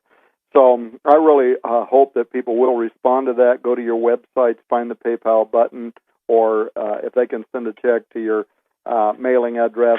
And folks, you need to know that the Hagmans never ask us anything about this. It totally is just me and Steve bringing this up because we appreciate so much what they've done to help us get the word out on our research. And anytime, every time we've had a breakthrough moment, the Hagmans have been forefront and center, and they're brave. They're willing to let us talk about stuff that other people run away scared from. So, yeah, with their tails between their legs going meow. Yeah, that's right. Now, I want to, Steve, let me jump back for just a second.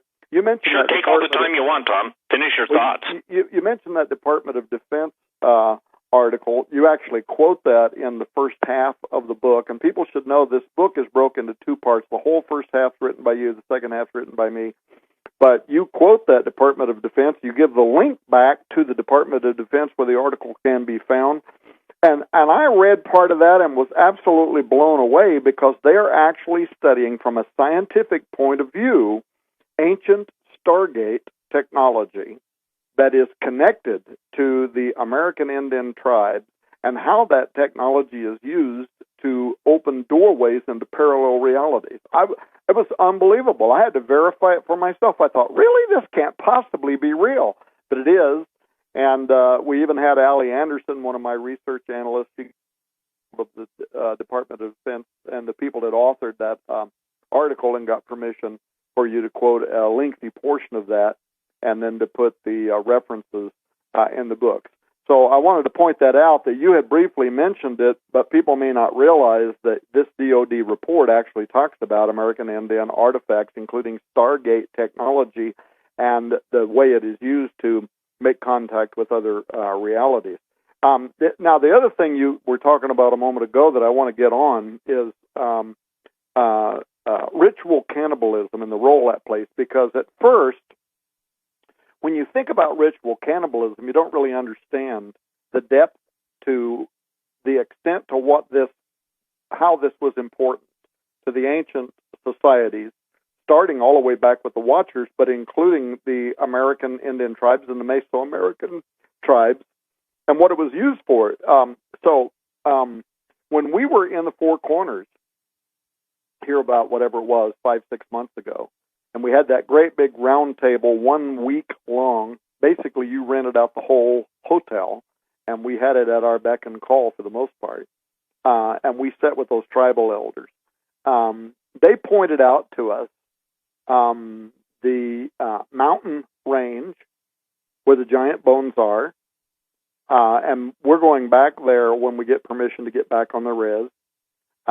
They agreed unanimously that these bones are going to be reanimated at a soon specific time. I think this stuff is covered in the documentary film, is partly covered in the book. But they also begin describing something that until then I was really unfamiliar with. You may have known about it, Steve. I didn't. Serious association with cannibalism, the Raphaim, and even Og, who you were talking about a moment ago, of Bashan. First, there's always been this question about how do the giants that are destroyed in the flood, and now they're in the underworld realm of the dead, the Raphaim, the spirits of the dead giants. How can they be revived? How do they return? If the Native Americans today are talking about these bones being reanimated, the giants returning, but also, how did the giants return after the flood that's talked about in the Bible? How did they reappear on earth again, which they did? And there's several fascinating theories involving that question, some of which we've discussed before, others we could discuss later tonight if we have time. But it was during this 2-year, or really altogether, Cloudeater investigation, and more recently towards the end of 2016, that we unearthed this critical ancient belief involving cannibalism and what was believed in the Middle East at the dawn of time, including what was believed by the Maya, what was believed by Aztec, and apparently the Anasazi, and this bizarre idea that through cannibalism, their DNA would be modified. Basically, their genetic makeup would be reconstructed through ritual cannibalism, not cannibalism because you're starving to death and therefore, you're stuck up on the top of a mountain in an ice storm and somebody eats, part of the leg of a human, or not that. Ritual cannibalism was used intentionally to modify their genetic makeup to do what we would call out of the Hebrew Bible to cause them to become a fit extension for incarnation by the spirits of dead giants, and so on. So now this requires a little bit of unpacking, so I won't take very long, but give me a couple of minutes. I'll try to keep it simple and shorter than all the research that we include in the new Cloudeaters book and the companion documentary film. But so where did this idea begin with? That through ritual cannibalism, a body's genetic makeup could be modified to become a fit extension for incarnation by fallen angels. Where did that begin with? Well, it began with the Watchers. It began literally at the dawn of time. The idea that Raphaim could be resurrected into a body. Now, why do I say that? First of all, note how in the Bible, according to 2 Peter 2:4, Jude 1:6, and the apocryphal book of Enoch, which the Bible writers are quoting from, that the watchers were interested in leaving their fixed habitation in heaven and in becoming incarnate on earth. And they saw human genetic material as the methodology for this advent, the creation of a hybrid body made of human. And earlier you said that this DNA that was discovered had human and animal DNA in it. Well, that also, according to some of the extra biblical texts, like the book of Jasher, it discusses how they used both animals and humans. Of course, the book of Enoch says they also sinned against the animals, and the Old Testament also implies that. So there was also something going on there with animal genetic material. But in any case, they saw this blend of human, animal, angelic material as something that they could extend themselves into. And if we have time later and people want, I can get more into the details of how that ancient science technology actually worked. But the point is, it's indisputable, according to these ancient texts and scriptures, that entering our dimensional reality and exiting their heavenly estate is what the Watchers wanted to do. And the result of that event was the birth of the giant clans, what some people commonly call the Nephilim, the Gibborim, the Anunnaki, and so on, that went on to become the scourge of the earth. Now, secondly, okay, so that event happened. Secondly, immediately after, the giants, the mutations are born from that unholy wedlock. These giants are filled with the vile appetite of the fallen Watcher's seed. You can read the ancient text, the Book of Watchers. You can read the Animal Apocalypse. You can read the Book of Jubilees. You can read the Book of Giants from the Qumran text. You can read Enoch, starting at chapter 7 and forward. All of them start describing this insatiable appetite of these giants, these offspring of the Watchers. And furthermore, they describe it as being key to understanding their crimes, which included murder, cannibalism, and the consumption of blood. By the way, there's an academic paper on this that is first class. It's titled Monstrous Appetite, Giants, Cannibalism, and Insatiable Eating in Enochic Literature. It was written by Professor Matthew Goff of Florida State University, and I can email that to anybody that might really want to take time to learn more about that. But what we learn through a careful reading of these ancient texts reveals that the appetites of the giants, now get this, the appetite of the dead giants, the Raphaim, in their underworld state, where they're down there now, and they can no longer eat persons, which in Enoch 7, I mean, their appetite is crazy. They eat everything. Animals, humans, they eventually even start eating each other. It's insatiable, right? Part of the judgment against them, though, is that now, in the underworld, they can no longer eat persons, and it drives them insane. And this is actually part of their judgment because they can no longer be satisfied, and it's that torture, the desire of these spirits, that is manifest when they affect the minds of humans that will allow them to be influenced. When they possess, this idea that the dead Nephilim, some of them became the demons that are on the world today, right? But they're also connected with the Raphaim in the underworld. They're all part of the same consort, but 10% of them, according to all these ancient texts, were allowed to remain on the earth. And according to some people's theology, these are the demons that infest the earth today. And so they tempt individuals. They affect the minds of individuals, and they compel those individuals, if possible, towards cannibalism. Why? In two reasons. In order that the demon spirit can satisfy their overwhelming original hunger to consume humans, and now through the individuals that they possess. And Steve, you're correct when you said that all of a sudden cannibalism is a big thing. Oh my gosh, there are so many movies there's so many things that are coming out right now on human cannibalism, articles that are being written about it, and they're being written in a way as if they're studying this in an appreciable way. I mean, almost as if there's some good that could be evaluated from human cannibalism. There was that journalist, I forget what his name was, but people can Google this and read about it, this journalist for one of the major news media outlets that recently went to another country and consumed part of a human brain or something with the cannibals that were there, and they're legitimizing all of this in mainstream journalism. I mean, it's sick, right?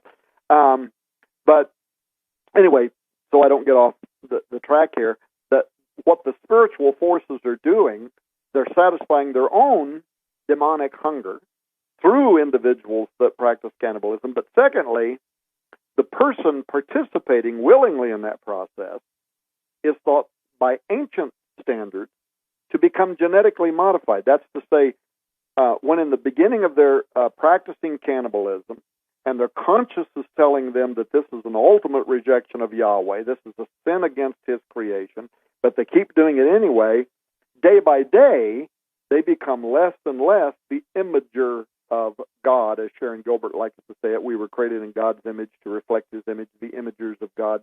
They become less and less of that, and instead they become the imagers of the fallen ones. And during that time, the ancient belief was that the DNA of the host participant, the human, is slowly being rewritten, changed, modified into something other than what God created, which allows either the modern individual today or the ancient original mutant humans in the days of Noah to become a fit extension for incarnation by Raphaim. Now, here's the important question. Is that just a silly myth? An ancient belief that doesn't have any basis in scientific reality? Well, we now know, by the way, we now know what these ancient writers couldn't possibly have known, because they didn't have, as far as we know, the capacity to be able to study DNA like we do today. We now know, though, that idea is a scientific fact, that germline genetic modification occurs through cannibalism. And there's a famous example of this that emerged in just recent years. It could be Googled. There's articles just published last year and this year that can be read by anybody involving the Foray people of Papua New Guinea who, through cannibalizing the brains of their dead, developed an anti-kuru. Kuru is a neurodegenerative disorder, but they developed an anti-kuru gene that actually strengthened their genetic makeup and protects them against that disease, and it became germline and is passed on to all succeeding generations. And this is only one article. There's several others that provide examples. And by the way, if people want to Google that article and read it, I have it in front of me. It's called Gene Change in Cannibals Reveals Evolution in Action. But it verifies that this ancient idea is something that actually really does occur. Through cannibalism, the genetic makeup of the human is slowly rewritten until over time the person becomes something else. Now, in Indian lore, some of the information they learned from the giant dragon-worshipping interlopers, maybe we'll get into that later, that came down through Mesoamerica, Baja, these other giants came down, wiped out the Anasazi, some of the earlier American Indian tribes. But don't forget that some of their stories around this involve what they call the Wendigo, which means the evil spirit that devours mankind. This is the name that's associated with the word cannibal, actually. A lot of it is talked about up or close to Canada, but there are legends in the Navajo region here, the American Midwest, where, according to their ancient stories, these were evil creatures. Sometimes they were giants, sometimes as much as 15 feet in height. But at one time, they were human beings. This is the point about this. And what they say is that once a person turns to cannibalism, even under emergency or starvation circumstances, if they continue cannibalism, they become changed forever. Not just in their mind, not just in their heart, not just because they've rejected God, but their genetic makeup literally begins to become modified. the evil spirit takes hold of them, and they're permanently transformed into this evil being. So I would encourage people, maybe Google the Wendigo, look at how flesh, blood, it's all a part of the elements that can transform humanity, a person, an individual, into a fit extension for incarnation by underworld entities. So I kind of got off track there a little bit, so let me get back on track. There's another connection to the mysticism of cannibalism, and its connection to why the Watcher offspring participated in it. That's connected to human blood in academic circles as a life force from God. I've read several scholars when they're talking about, why were the offspring of the Watchers so cannibalistic and eaters of human flesh and drinkers of blood. Why were they doing that? And some of these scholars point out how in the Bible eating blood is condemned in the Old Testament, and that among other things, that might be because it's associated with the moment when God breathed life into mankind, the breath of life, and man became a living soul. In other words, that there could be something in human blood dating back to God, connected to God, that the Watchers and the Nephilim wanted to consume to either somehow, steal divinity or to profane God or both. But there probably is something to this idea that the reason that God condemned the eating of blood is because it originated with the Watchers, was practiced by the Nephilim, and had something to do with profaning the human body in order to modify the genetic makeup of mankind into something other than what God had created. But in either case, following the descent of the Watchers and the proliferation... Am I going on too much here? No, keep going. And because, again, when you need a break, I'm just telling you, I'm going to prove to people that this is even of it's of web bot concern. And I would tell everyone should get Cliff High's halfpasthuman.com, the WebBot report for May. But go ahead, Tom, because just finish your thought, because I'm going to take off right from what you say.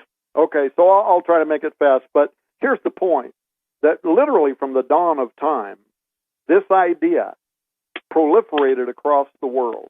Here it came here to the Americas. It was among the Aztec. It was among the Maya, but it was all throughout the Middle East. It was all a part of all of the Mesopotamian, the ancient ideas around the world. This cult ritual idea that by eating alive or by drinking the blood of a person and sometimes an animal, that you would somehow capture the essence or the soul of that victim. It's called homophagia in some academic circles.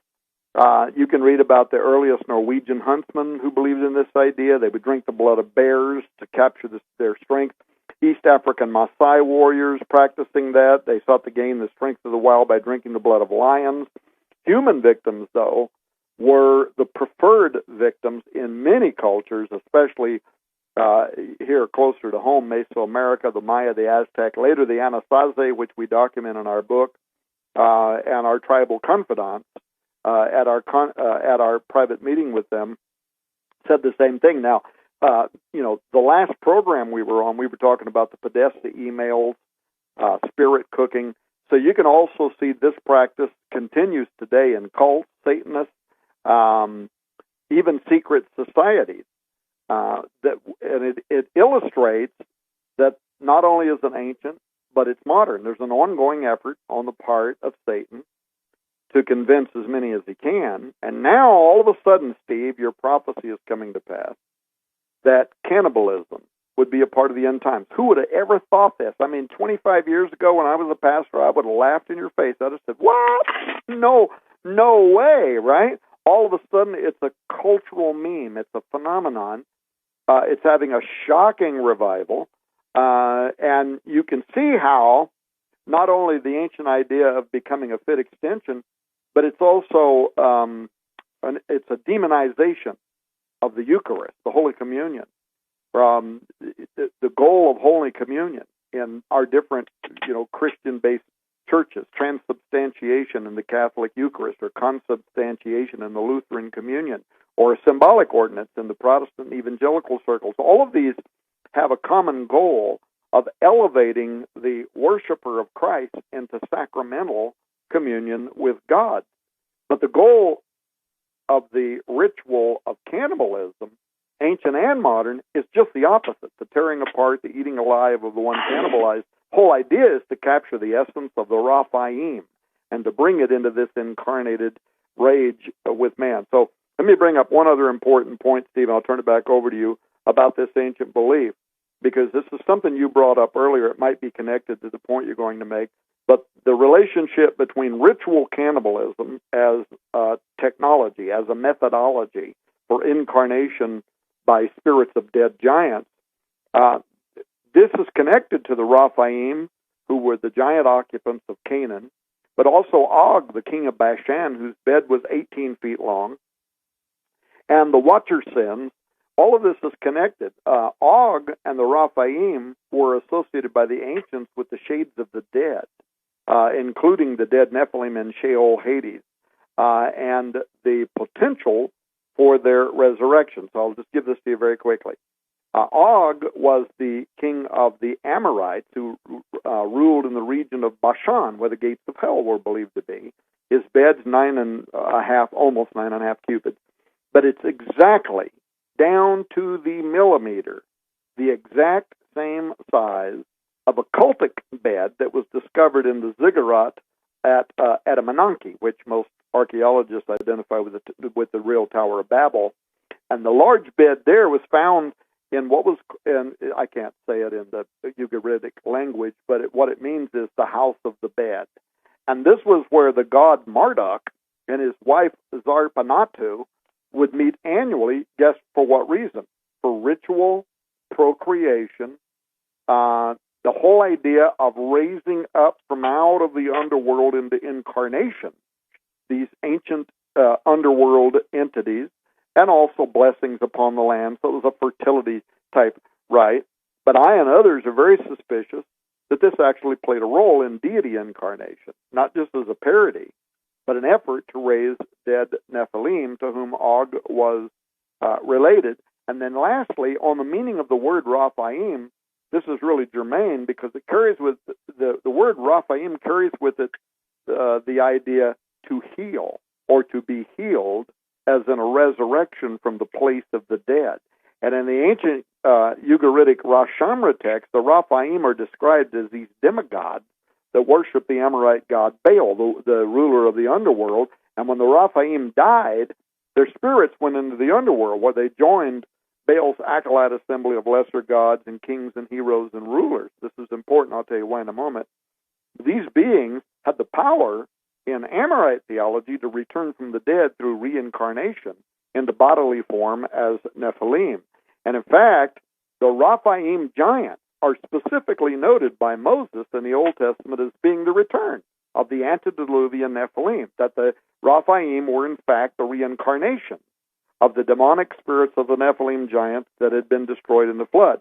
Now, it might be a surprise to many Bible students to learn that the prophet Isaiah seems to have considered this Amorite dogma factual. In other words, it was actually a true revelation from God that they stole and made part of their mythology. But he ties the power of these beings to the king of Babylon and Lucifer himself. So after prophesying against the leader of Babylon, here's what Isaiah says in parallel to Raphaim theology in Isaiah 14:9-10. He says, hell, that is Sheol, Hades, from beneath is moved for thee to meet thee at thy coming. It stirreth up the dead. This is the Raphaim. For thee, even all the chief ones of the earth. It hath raised up from their thrones. This is in the underworld. It has raised up from their thrones all the kings of the nations. And they shall speak and say unto thee, art thou also become weak as we? Art thou become like unto us? End quote. And then immediately following that statement, Isaiah looks beyond the Raphaim at who their Baal actually is, And he identifies him in verse 12, saying, "How art thou fallen from heaven, O Lucifer, son of the morning?" And so you can find throughout the Bible, Job 26:5, dead things that you quoted earlier, dead things are formed from under the waters. This idea that underneath the surface of the earth, that the earth is dynamic, and squirming beneath the surface of the earth are giants that went down into hell, according to the Old Testament, in full battle dress, awaiting the moment of their reanimation, the moment of their resurrection. So go, Steve. Well, I think, too, in release, because the Native Americans told us that there was something holding it back, like my friend the pilot that flew the Giant out of Bagram Air Force Base, and L.A. Marzulli and I did a show together that I think is so much of a watershed event. And for the record, everyone, L.A. put me in contact with one of the guys that was the shooter, and they were told specifically in their training to aim high, to shoot with a grenade launcher, a 40-millimeter grenade at the head, in essence, to take the head of the Giants off. And they didn't understand why they were being told that until the reports came back of what had to happen, because David cut off Goliath's head for a reason. It wasn't just to show his triumph, which God did give him the triumph over Goliath, but because of the energy, the life energy force, and this is where the myth of the Green Man, the legend of the Green Man comes into play. These things can literally reanimate, like a salamander losing its tail. That's why the head has to come off. And I want to just share this. All I've ever been told by the people that fight these things are three things. Number one, you've got to use solid copper. And this is germane to what I'm going to share next. You've got to use solid copper, heavy caliber weapons. That doesn't mean copper plate. It doesn't mean copper, pellets and like number 4 buck or whatever, double-aught buck. It means like things like elephant caliber guns. It means like M249 and the 308 machine guns with solid copper rounds. The solid copper poisons the bloodstream. And I asked every form of copper I could think of. People sent me emails, can I do copper arrowheads? The Native Americans did, and they would have to fire hundreds of them. But at the end of the day, they had to take down and take off the head of the Giants. And, Tom, what's fascinating to me, they also told me, these are special operations guys that kill these things. You have to use smoke because the Giants have to have their olfactory sense, which is very keen. You have to confuse it. And so, that's about it that I know, and that's all I was ever told. Because, again, I ask questions about heat, like flamethrowers. I ask questions about extreme cold. Nope, none of that stuff works. And so what's fascinating is the ancient copper mines in the Upper Peninsula, or Solomon's mine. Copper was more important than, quote, the Bronze Age. Copper was used in weaponry. Even in the desert Southwest, we had a gentleman who sent me the photos, and now he's got a DVD out, and talking about the if you will, the giant king and queen who are clad in copper armor. And what's very critical to understand is that we're going to have to deal with this. Now, I want to read this from the webbots. Now, Tom, you and I were in the desert Southwest, led, L-E-D by, or L-E-A-D, whichever way you spell it, led there by the living God. And here's what Cliff High, I would tell everybody, the reports are inexpensive. Page 29 of a 38-page report. This is critical for you to understand. When you're dealing with the spirit realm, even words and all that's out there in cyberspace, you really think that some of the smartest fallen angels in the history of their creation don't know how to type, or don't know how to use the technology that they're behind? I'm going to say this. This is going to blow your mind, Tom. The pharaohic Egyptian meme, meaning the theme, is going to be very wide across humanity over this year. Now, listen to this. He goes on to say, in other sets, we have both Grand Canyon as well as separate indicators for Southwest North America, which discovery of ancient Egyptian artifacts, language, and that their items will be appearing.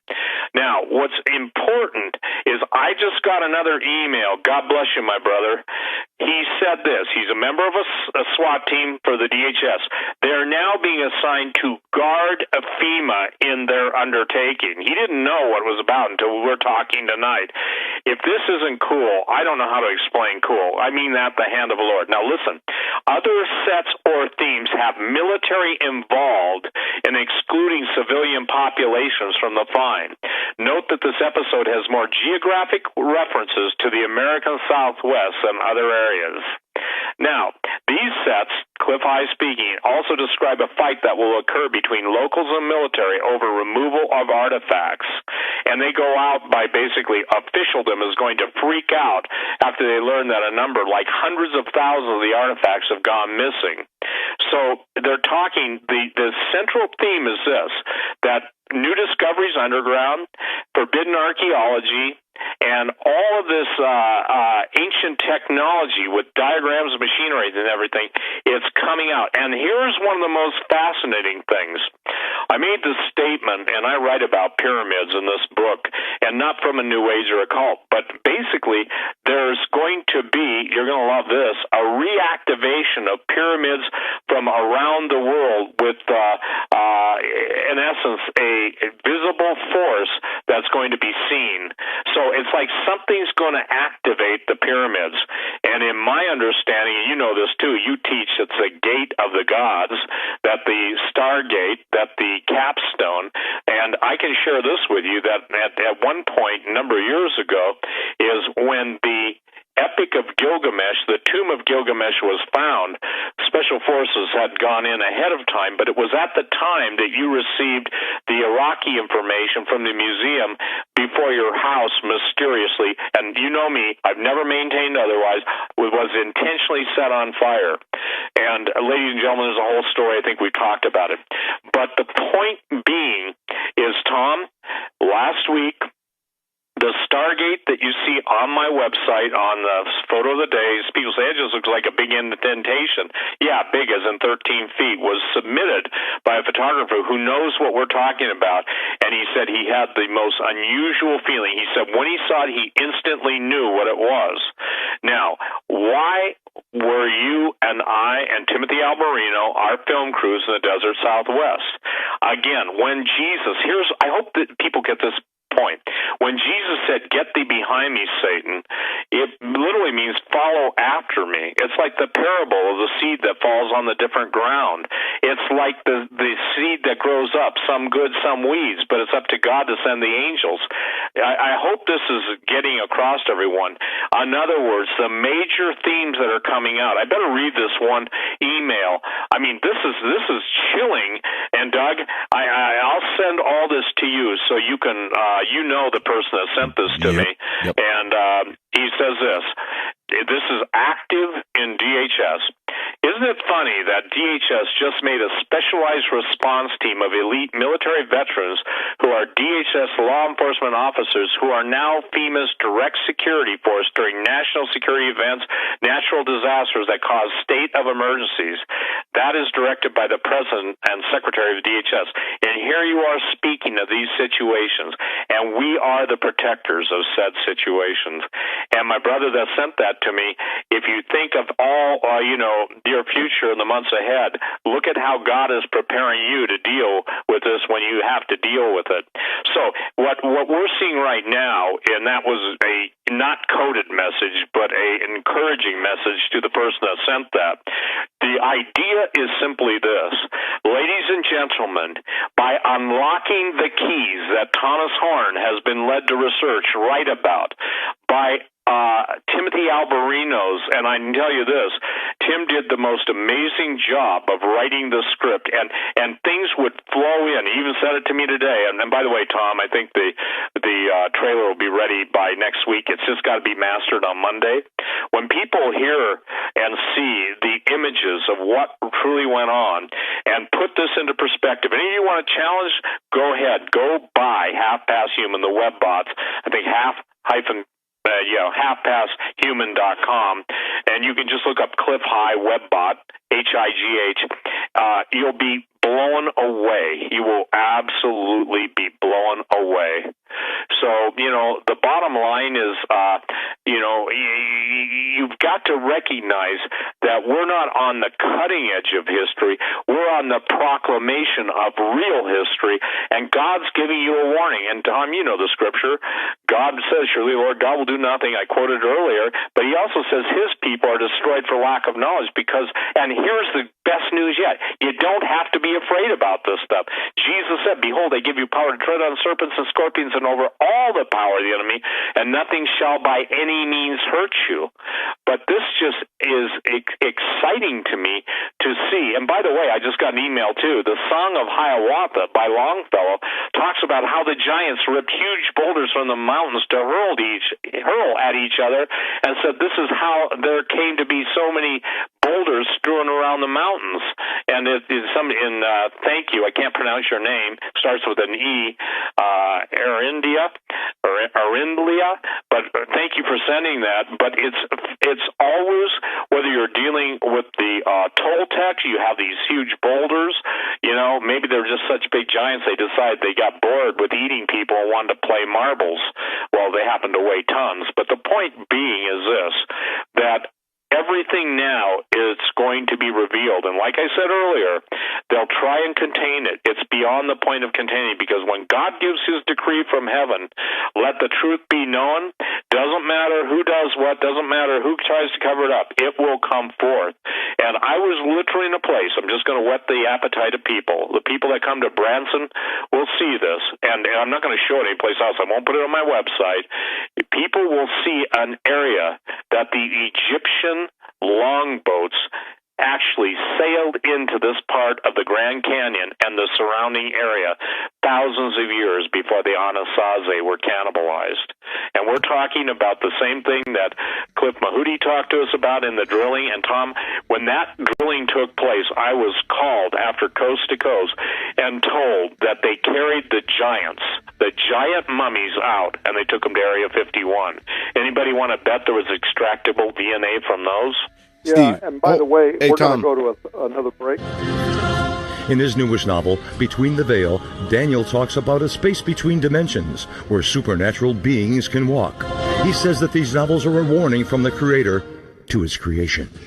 Will war come to America? Will the world's economies collapse? Are we looking at increased earthquakes and volcanic activity? Will the United States fall into civil war?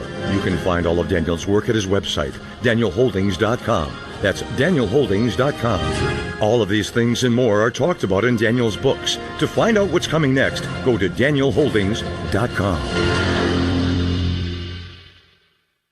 Worldwide demand is making coconuts one of the highest yielding cash crops available today. Coca-Cola, Pepsi, and many high-net-worth individuals have invested billions of dollars into coconuts for strong growth and solid long-term income. Yields could be as high as 18% or more per year. Capital appreciation and exceptional income for up to 60 long years would be an absolutely brilliant investment to pass on to future generations. Diversify wisely with direct ownership of fully managed coconuts on prime farmland close to the beautiful Costa Rican border. For more information, qualified accredited investors should go to profitsincoconuts.com or phone 855-888-6288. This announcement does not constitute an offer to sell securities or a solicitation of an offer to purchase. Offer made by prospectus only. 855-888-6288 or visit profitsincoconuts.com. profitsincoconuts.com. You may never look at your city, town, or its people the same way ever again. Stained by Blood, a murder investigation based upon a true story by private investigator Douglas J. Hagman. Using the character Mark Stiles, Hagman takes you on a journey behind the scenes where the homicide becomes secondary to an underworld of satanic ritual abuse, child abduction, and even mind-controlled experimentation.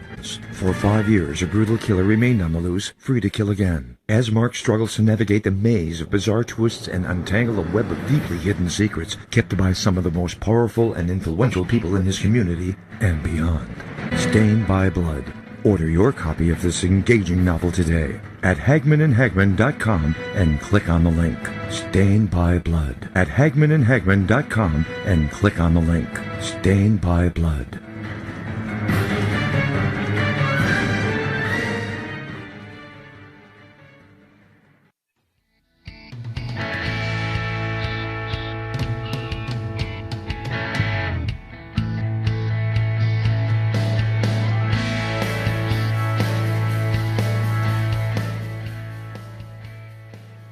And welcome back, ladies and gentlemen, to this final hour of the Hagman and Hagman Report.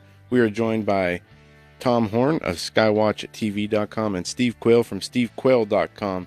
Tom, I'm going to turn it back over to you. You were about to make a point right before the break.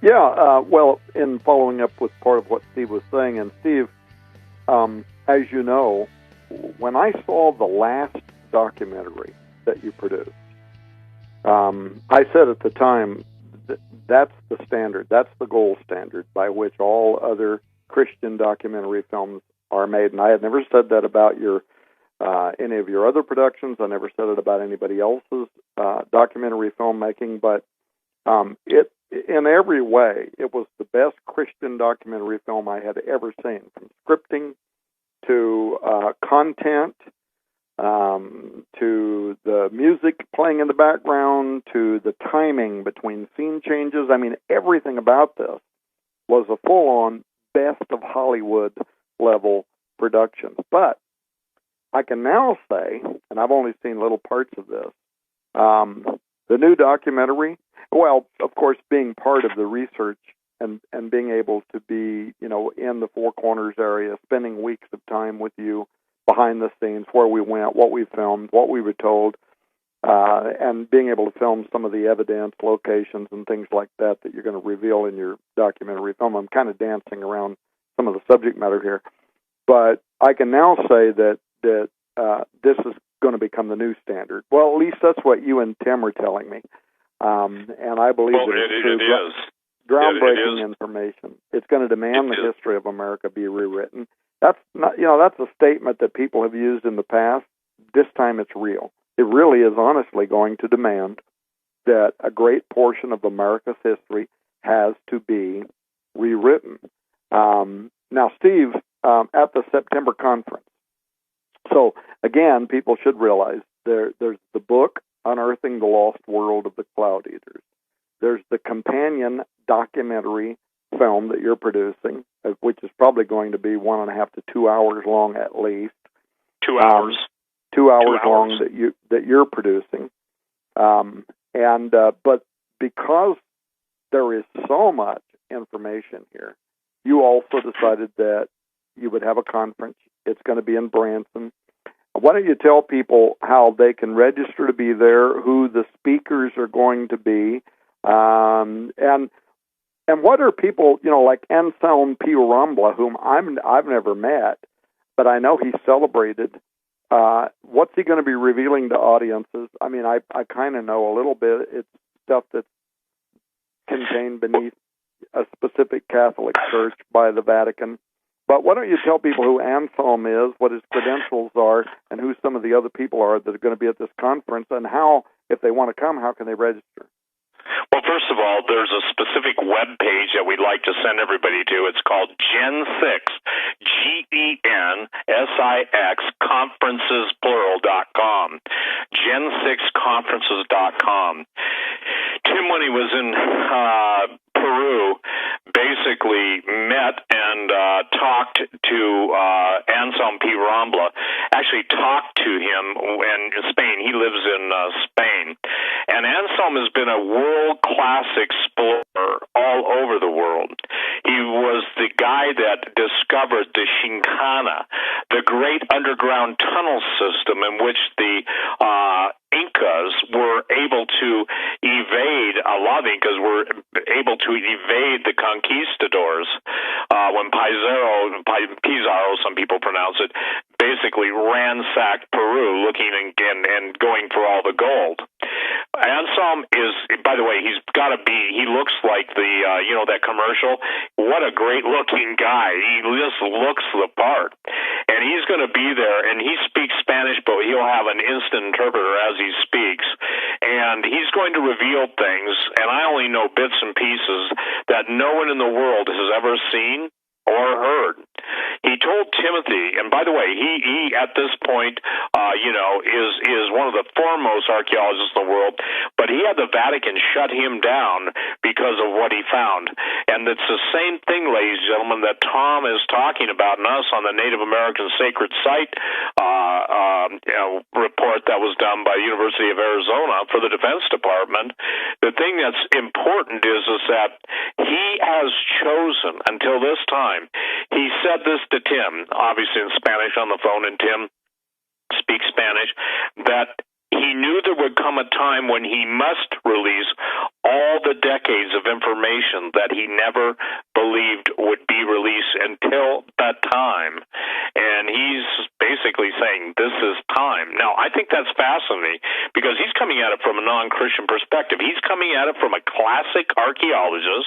He's coming from knowing that the official denials by the Catholic Church and the government, again, the same shadow government that shut us down with the person in Sand Canyon shut him down and shut him off. But praise God, Tom, we get the ability to have one of the great, I'm talking about Thor Heyerdahl kind of guy. I'm talking about guys who are in the Explorers Club, Percy Fawcett, who found the lost city of Z, or was looking for it before he was murdered, and 125 people went looking for him, and he was murdered they were murdered by the cannibals. But I would say this, here's what's going to be different.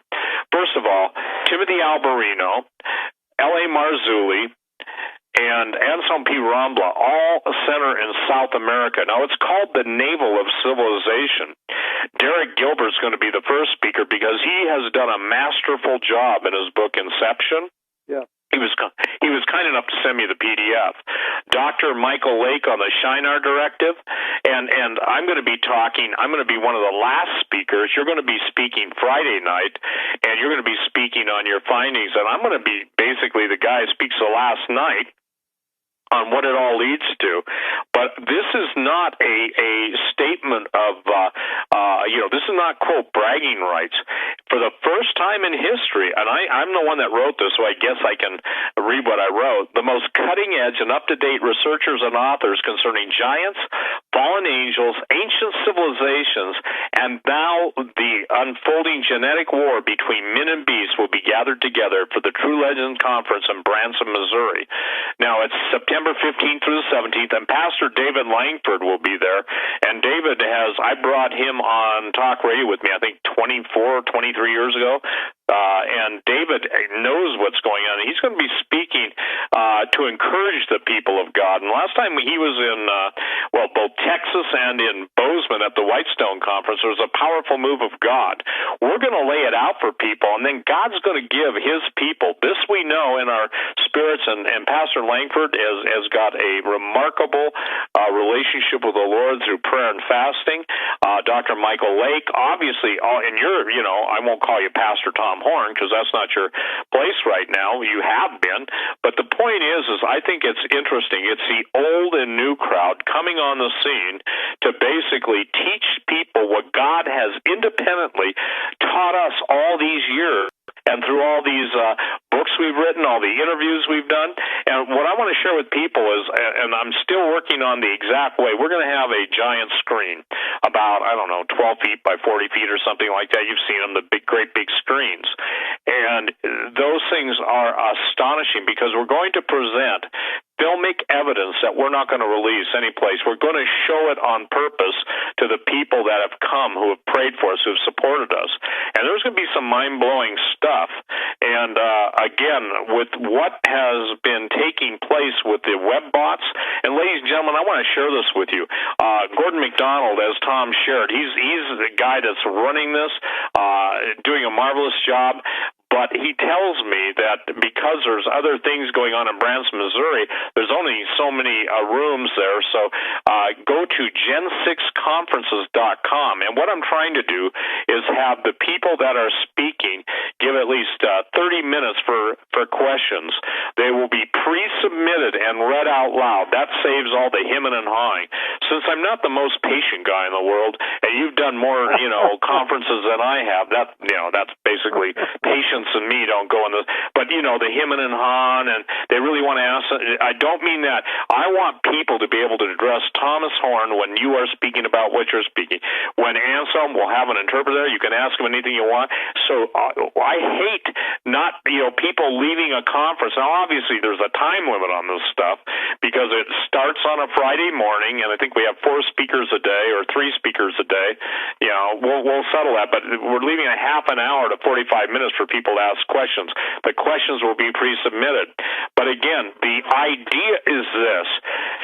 The exploration, investigation, and education of the realities of the world before the flood of Noah and the tremendous, if you will, signs and portents they bode for the days we now live in. So I think it will be mind-blowing. And Timothy Alberino will be there. And I can tell you this, I'm trying to get Tim. Tim, you need to know people. Let me share this with you. I can't give the details because I'm not sworn to secrecy, but I'm not at liberty to tell this. The most powerful and most well-funded documentary companies in the world are partaking on 2 of the most famous expeditions that have failed. And they're calling, Gen 6, and you know what they wanted me to do? Not talk about Jesus so much, okay? And that's really true. But, the interesting thing is, in one location, you're going to love this, Tom, they volunteered the information, blonde-haired, blue-eyed giants that are cannibals in one part of the country. And this is on the Brazil border. And actually, if you've ever read The Lost City of Z, or there's a movie now, isn't it interesting? Amazon, Jeff Bezos is within $5 billion being the richest man in the world. And the very first movie he produces is the Amazon, with the Amazon River and the whole story of Percy Fawcett, The Lost City of Z. I think there is so much going on.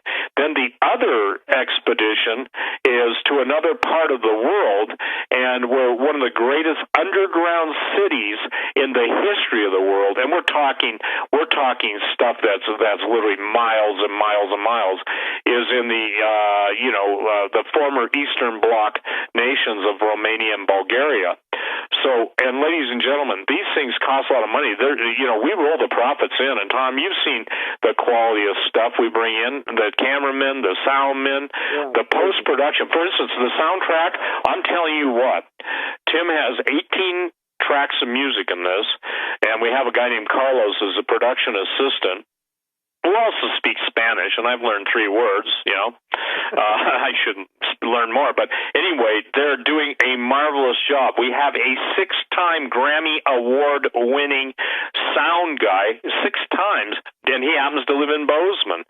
The astonishing thing is that some of the interviews, these people will be dead and not along, and what is perplexing to me is the timing. I'm saying, Lord, I'm hoping that when people see the quality of speakers that are going to be there, that they're going to start to open up. I'm talking about military. I'm talking about the intelligence agencies. And here's a word and I'm going to share this. I know from past, and by the way, you're all welcome. If you're with the NSA, CIA, NRO, ABC, DEF, GHI, I don't care. You're welcome. Because here's a word that the Lord gave me, and you can pray about it, and I believe it's for these people I just mentioned. The very entities that you believe you're going to control, when they come forth, they're going to come forth with an appetite, and you think you control them. They will not be under your control, and you guys will be on the menu. Now, I didn't sit up late one night because I'm up, late all nights, but that's something that the Lord dropped in my spirit. So I want you to ponder that. Everybody in those 3-letter, 4-letter agencies, ponder it. And you're all welcome. Just make sure you register soon, And by the way, Tom, we're seeing some very interesting feedback on Branson already. I get emails. Tim gets them. I assume you get them. I don't know. I haven't asked you about that. But what we're seeing is people really, really hungry. And Derek's book, you know, and I think it's great. You know, it's funny. Derek's interviewed me, I don't know, two dozen times on Skywatch and their different updates. And now he has done a masterful job. And, you know, it's called The Great Inception, Satan's Psyops from Eden to Armageddon. And I think his title is absolutely so specific, so concise, and so defined. Dr. Michael Lake will be talking about the Shinar from the Plains of Shinar directed. You know, L.A. is going to be talking about all of his ongoing stuff in South America and his Watcher series. Timothy will be talking about whatever he wants to talk about that's current. And, you know, we're going to be talking with I would say this, the foremost explorer in the world when it comes to the underground city. So we want people to come. We want you to register. And I think Gordon said there's a limit, that we can't have as many people as the thing will seat. So please, ladies and gentlemen, go to gen6conferences.com. I'm excited about this. And you know this, Tom, you've tried to get me to speak at conferences for what? I don't know, since we've known each other. Yeah, and how in the world does that work, that you've turned me down on all of my conferences, but then you head-tripped me saying that I owe you, that I have to speak at your conference, right? Well, yeah, but you had made me a commitment at your breakfast table. And I will say this, yes, and you agreed to do it, so we're blessed. And ladies and gentlemen, I know that Tom is, you know, being gracious to come here, but again, it's, you know, now looking back at what we've done together, I think you can see where your presence is required. And I will say this, the Lord hath need of thee. Well, also, by that time, the time of the conference, I'm thinking that we will have met, hopefully, with the Smithsonian curators. So we'll have brand new information. And I've invited Michael Herring and his wife to be there. We'll be revealing the most up-to-date, groundbreaking discoveries. It's going to be visualized. In other words, people will see the images, the maps, all of it, all the pictures of what we discovered is going to be displayed. And then, of course, if people have the book, Unearthing the Lost World of the Cloudeaters, and the documentary film, we're going to be there. If they, you know, there's going to be a meet and greet. I don't know how they, you know, how do they register to do the meet and greet, to be able to meet with us? We can sign the stuff, but it's not just about getting our autograph. I'm certainly not, you know, I don't consider myself to be somebody who you need my autograph, but we're going to do that, but we're going to fellowship with people. How do they do the meet and greet? I don't know that yet. It'll go up on the site. First of all, we got to decide how many people are coming, okay? And I'm leaving that stuff in Gordon's hands, you know? And again, there are people that are special. When I say special to the ministry, there are a lot of people that have prayed, and I'm going to, you know, I'm going to be curious to see how many people have been listening to you and I. How long have we been on talk radio together? Do you remember? I don't know, a couple of decades. Well, I know that you and I were doing radio back when it was shortwave, and it was pre-2000 because we were talking about Y2K and what some people believed was going to happen during Y2K. So yeah, that would have been 1995. It's been at least 20 years. Yep. Well, you know, I'm troubled. One of my intercessors who was listening to the show in real time said she's been praying about this, and by the way, she prays and gets answers, and she takes it seriously. But she said, Lord, give me a word that relates to all this that's going to be taking place in the end days. And the word God gave her, this just comes in real time. That's what I love about doing this show with you, Doug and Joe and Tom, and we can respond in real time. And she said the word she got was gruesome.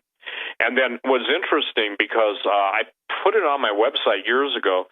My friend Romy Zarek, big-time intercessor, got a vision, and the Lord showed her black angels. I mean, they were dressed in black, coming down, singing beautiful music, and all the people were running after them, just like the Pied Piper, and they were leading them behind these ruins, and they were devouring them. Now, this was before the cannibal theme. I think she shared that with me close to 10 years ago. As a matter of fact, I'm going to twist her arm to have her resend it to me. But this theme, Tom, this theme is this, that, again, by ingesting human DNA, the DNA is changed. And this is why it's critical for people to understand something. We don't know our family trees, and I don't mean swinging from them. We don't know what our ancestors did, but we know the promise of the Bible. If any man be in Christ Jesus, behold, he's a new creation. Old things have passed away. And if you want to get the basic primer on superpositioning quantum physics, all you got to know is when Jesus said we're seated in heavenly places, where I am, there you may be also. I'm in the Father, you're in me, and the whole thing in the book of John. The thing that's interesting is that that's superpositioning. So the spiritual realm that maybe even those in the time of the Gospels and epistles, meaning at the time they were written, or the first century church, couldn't really understand quantum physics, but they believed the Lord. Some maybe did, but most didn't. And that's accounted to them for righteousness. So why I think this is so critical at this time is because you're going to have a xenogenetic world where every form of DNA is going to be inserted into the human genome. And I've said this before, and I stand on this. You've heard me say it probably a dozen times. The entire human genome project was not to find the human genome, but to find the inhuman genome. The entire point of taking DNA swabs and all these ancestry this and that, those go into a data bank. Just like everything you think, do, and say or typed on your computer today is memorialized in some bloody, and I mean bloody, soon-to-be bloody data bank someplace, so is DNA. The most precious commodity in the world is information now. And those who are seeking information and want to control the information also want to control the xenogenetic structure. I've got to share this. The book that I think is so critical for people to acquire, not because I wrote it, not because I researched it, but it's Xenogenesis. It's on my website. It's critical, ladies and gentlemen. It's absolutely critical, because what Tom and I wrote together in Unearthing the Cloudeaters, the whole issue of that is basically based on the history of the world, the creation of the world, the judgment of the pre-world, and all that has to, that it contains, unearthing the lost world of the Cloudeaters. And here's what's compelling evidence of the incursion of giants, their extraordinary technology, and imminent return. We could lay out every single thing point by point, but you've got to study these things. You've got to pray about them. You've got to see if these things be true. Hey, Steve, I'm glad you brought up this whole point about xenogenesis, because I want to say something about your book and also why you and I were just listed by the University of London as the leaders of the resistance, right? I'll say something about that in a moment. I want to just quickly add that at the conference, Anselm, as I understand it, he's going to be bringing the decades of information, some of which has been censored by the Vatican regarding what he actually already discovered, buried beneath an ancient Catholic church. So he's going to be bringing some of that information, also new discoveries, that is going to literally be revealed for the first time at that conference. You and I are also going to be doing that. And so this is going to be a conference unlike anything else. I joked with you a moment ago, but the reason I agreed to participate in all of this, the book, the documentary film, the conference, is because I was shocked by what we found. I was shocked by what we uncovered. It is going to demand the history of the Americas be rewritten. I'm excited about us making this information available to the world. And again, I'm going to repeat that if a person pre-orders Unearthing the Lost World of the Cloudeaters or the Cloudeaters Mega Offer at skywatchtv.com, go over there. You can watch the trailer. Right below the trailer at skywatchtv.com, right on the front page, you'll see this little ad. You can click on it. It'll take you into the store. And you can pre-order the new book, Unearthing the Lost World of the Cloudeaters, the new documentary film. And you get both of those at a discounted price, but then free, you get two other books. I'm really excited. I bought a trainload of really high-quality books that are also associated with, aspects of our research that we're going to be giving away free, plus this 24-hour, never released before, new audio series called Shadow Hand, 24 hours of me and Steve talking about everything in the world. You're going to get that free, too. But for Hagmann listeners only, this is not advertised anywhere in the world. If you order this, if you make this pre-order, when you check out, either you'll see a place where you can enter a promo code. If you don't see that, just put it in the comment section.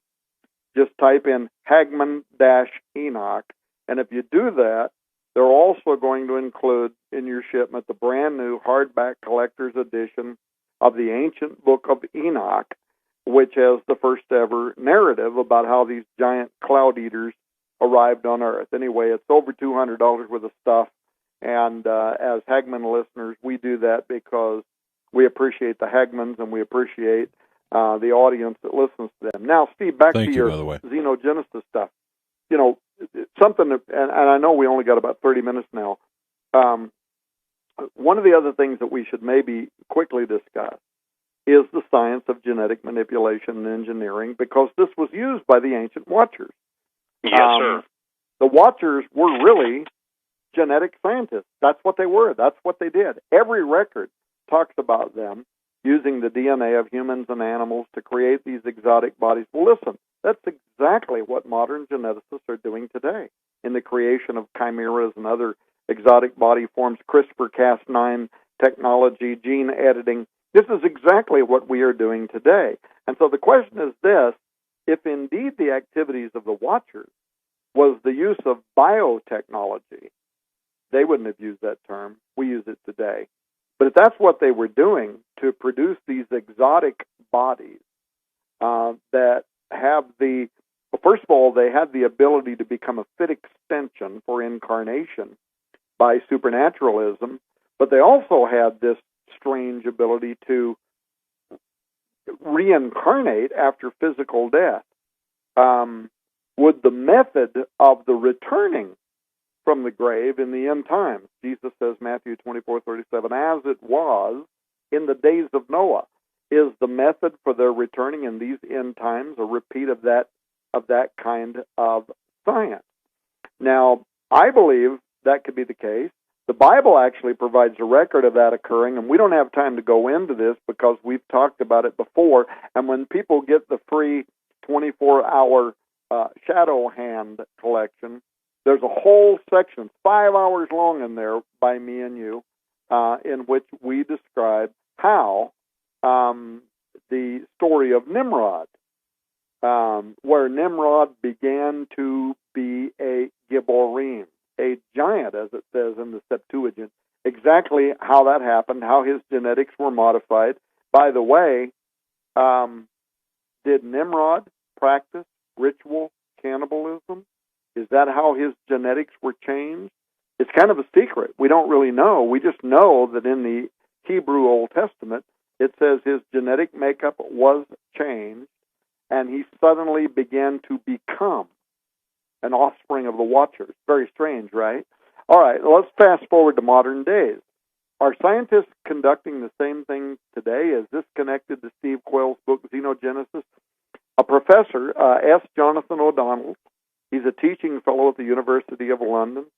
He very recently wrote a thesis titled Secularizing Demons, Fundamentalist Navigations in Religion and Secularity, in which he names me specifically, Tom Horn, redundantly in this article, as the leader of a growing transhumanist resistance group that he calls the Milieu.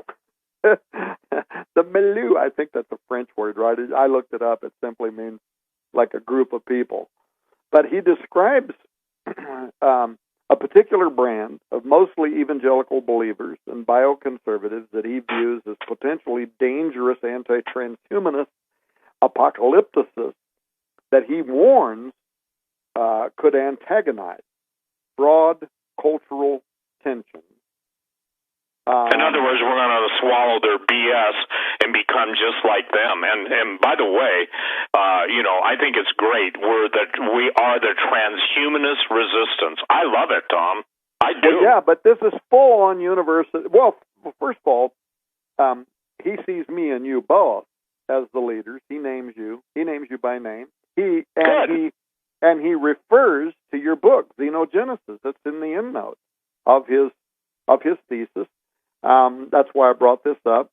He sees you as the sergeant of arms, and I don't know what title he really means by me. He continues to refer to Horn's milieu. But the point is, the thesis was selected and published in the prestigious quarterly peer-reviewed academic Journal of Religion and Science, which is itself sponsored by the Center for Advanced Study in Religion and Science. Now, why is that important? Because these are the academic institutions that guide the development of curriculum, study programs, academic literature that's meant to influence religious and science leaders regarding convictions by which people make their fundamental decisions. In other words, here's what their website says.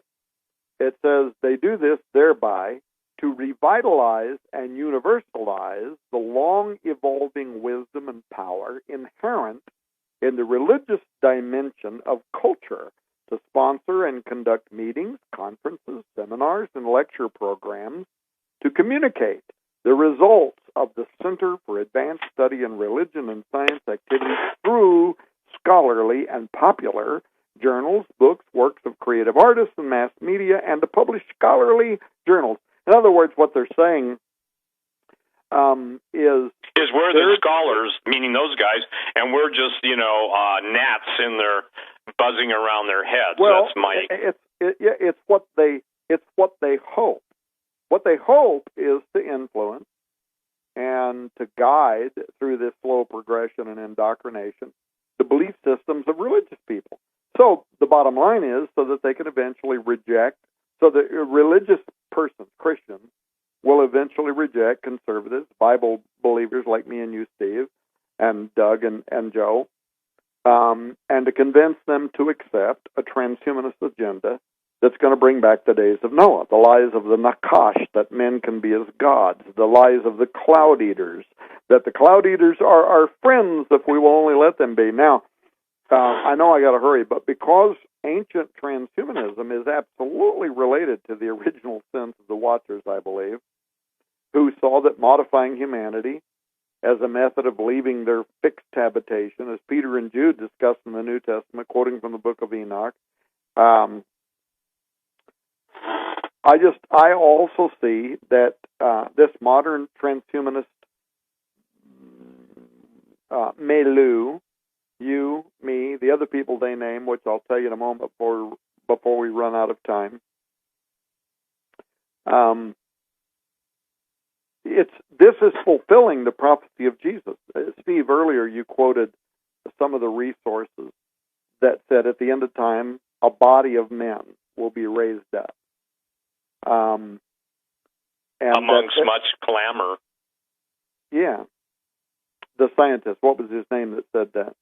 Sir Isaac Newton. Yeah, Sir Isaac Newton. By the way, he was from London. He was from London too. Maybe he's answering that guy in a prophetic way. Yeah. Well, in any case, they refer to our demonology. He's a University of London professor. He describes our demonology. And let me make a couple of fast quotes here about what he says about us. And if somebody wants this document, it's 23, 24, 28, whatever pages it is. It's been published in academic literature over the last couple of months, naming me, Steve Quayle, and some other people as the leaders of the resistance, right? But here's what he says. He says, I'm quoting now, the individuals in this group are not formally affiliated, but rather coalesce around evangelical survivalist Thomas Horn. I didn't know I was a survivalist, but okay. Their primary hubs at present are Skywatch TV, coordinated by Derek Gilbert. And by the way, Derek Gilbert is also speaking at the conference coming up in September. The group's print works are mostly published through Horn's Publishing House Defender. Let me jump forward in this. because he just goes on and on. Horn's been featured heavily on the popular right-wing conspiracist website WorldNet Daily. I don't think Joseph Ferrer would like, that, whatever, the way he's defined in this article. Close ties to other parts of the Christian right through his ally with Chuck Missler, serving as faculty at Missler's Koinonia Institute. Both Missler and Horn and the other members of the milieu are part of the broader current of the third wave spiritual warfare, a neo-charismatic paradigm with dominionist influence. And it's interesting because you and I have been very public about rejecting the dominionist worldview. But anyway, dominionist influences that emerged in the 1980s become influential across the spectrum of conservative evangelicalism in the United States, drawing on the biblical image. Okay, so here's where it starts getting interesting. Drawing on the biblical image of the holy warrior. This paradigm, me and you, Steve, construct a worldview in which the spiritual, that is the heavenly, and material, that is the earthly world, act as intertwined battlefields in a cosmic struggle for the human soul, one waged against Satan, who has amassed an army of evil spirits that he is using to attack and demonize humans in an effort to win their souls for hell. He's doing all this sarcastically, but while projecting himself as a true Christian. He goes on, a clear example of this hermeneutic can be discerned in Horn's discussion of the causes and ends of radical enhancement, heaven and hell scenarios of human enhancement, drawing on Joel Goru's Radical Evolution and Francis Fukuyama's Our Post-Human Future. Let me jump forward here because I want to get to the part where he's quoting Steve Quayle. He goes on and on. He describes how our milieu ties all this to the narrative of the Tower of Babel in Genesis 11, in which a united human effort to build a tower to heaven brings divine judgment and forced dispersion of the nations. So he goes on, quote, for the milieu, the goal of Babel is human apotheosis. The act of building this blurs into the second quality, an act of becoming God, which is opposed to being. In other words, what he's saying here is Tom Horn and Steve Quayle are opposed to the idea of the angels who left their estate, their place of being where God put them. Probably show up at his house, Tom. Yeah, requote, both Babel and Watcher narratives can be constructed as modalities of the fall, lambasting New Age and neo-pagan notions of inner personal divinity as attempts to recreate Babel by uniting all peoples under one faith. Horn writes, pagans argue that a principle of inner divinity is older than Christianity, which is true. The gospel, according to such New Age concepts, a gospel of becoming God, is old as the fall of man. It began when the serpent said to the woman, you shall be as God, and it will zenith during the reign of the Antichrist God King. Anyway, he goes on, he talks about Sharon Gilbert, all this stuff. And people, if somebody wants this, I'll send it to them. It's a 9,000-word academic dissertation. I actually paid to get a copy that was published in the Journal of Religious and Science Journal. It's his treatise. He's working on his PhD, but he's also a professor at the University of London. But he says, Steve, that for demonologists like me and you, and Steve specifically, transhumanism is connected to an apocalyptic vision in which technoscience initiates the end times, and the worst aspects of a demonized humanity will be unleashed. Salvation will be lost to all but the remaining unenhanced survivors. He's saying this, by the way, based on your book, Genesis. Good. Immortality and transcendence, he says, again, talking about you, will be achieved by artifice alone, in which the perfecter perfects itself through the perfection that it wills itself to be, and the keystone of Babel is finally set in fulfillment of a promise offered by a serpent in a garden long ago. Creation becomes finally and forever an utter and irrevocable outlaw. Now, very quickly, I know we're going to run out of time. Here is an important end to his analysis, and where he and religious transhumanists like him seek to stereotype and diminish and conquer and divide. But watch what he says here at the conclusion of this thesis, which was published in a peer-reviewed journal. The article here, and I'm quoting now, quote, This article mainly uses evangelical to refer to the subset of conservative evangelicals known as fundamentalists.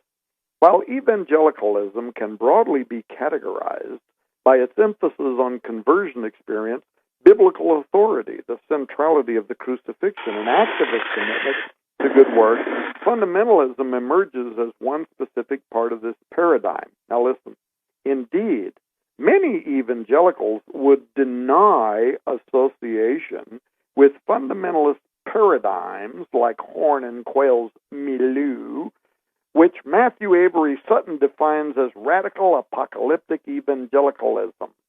The relation between fundamentalism and evangelicalism is multifaceted, however, and complicated by the use of the terms to refer both to specific historical movements and broader ideologies.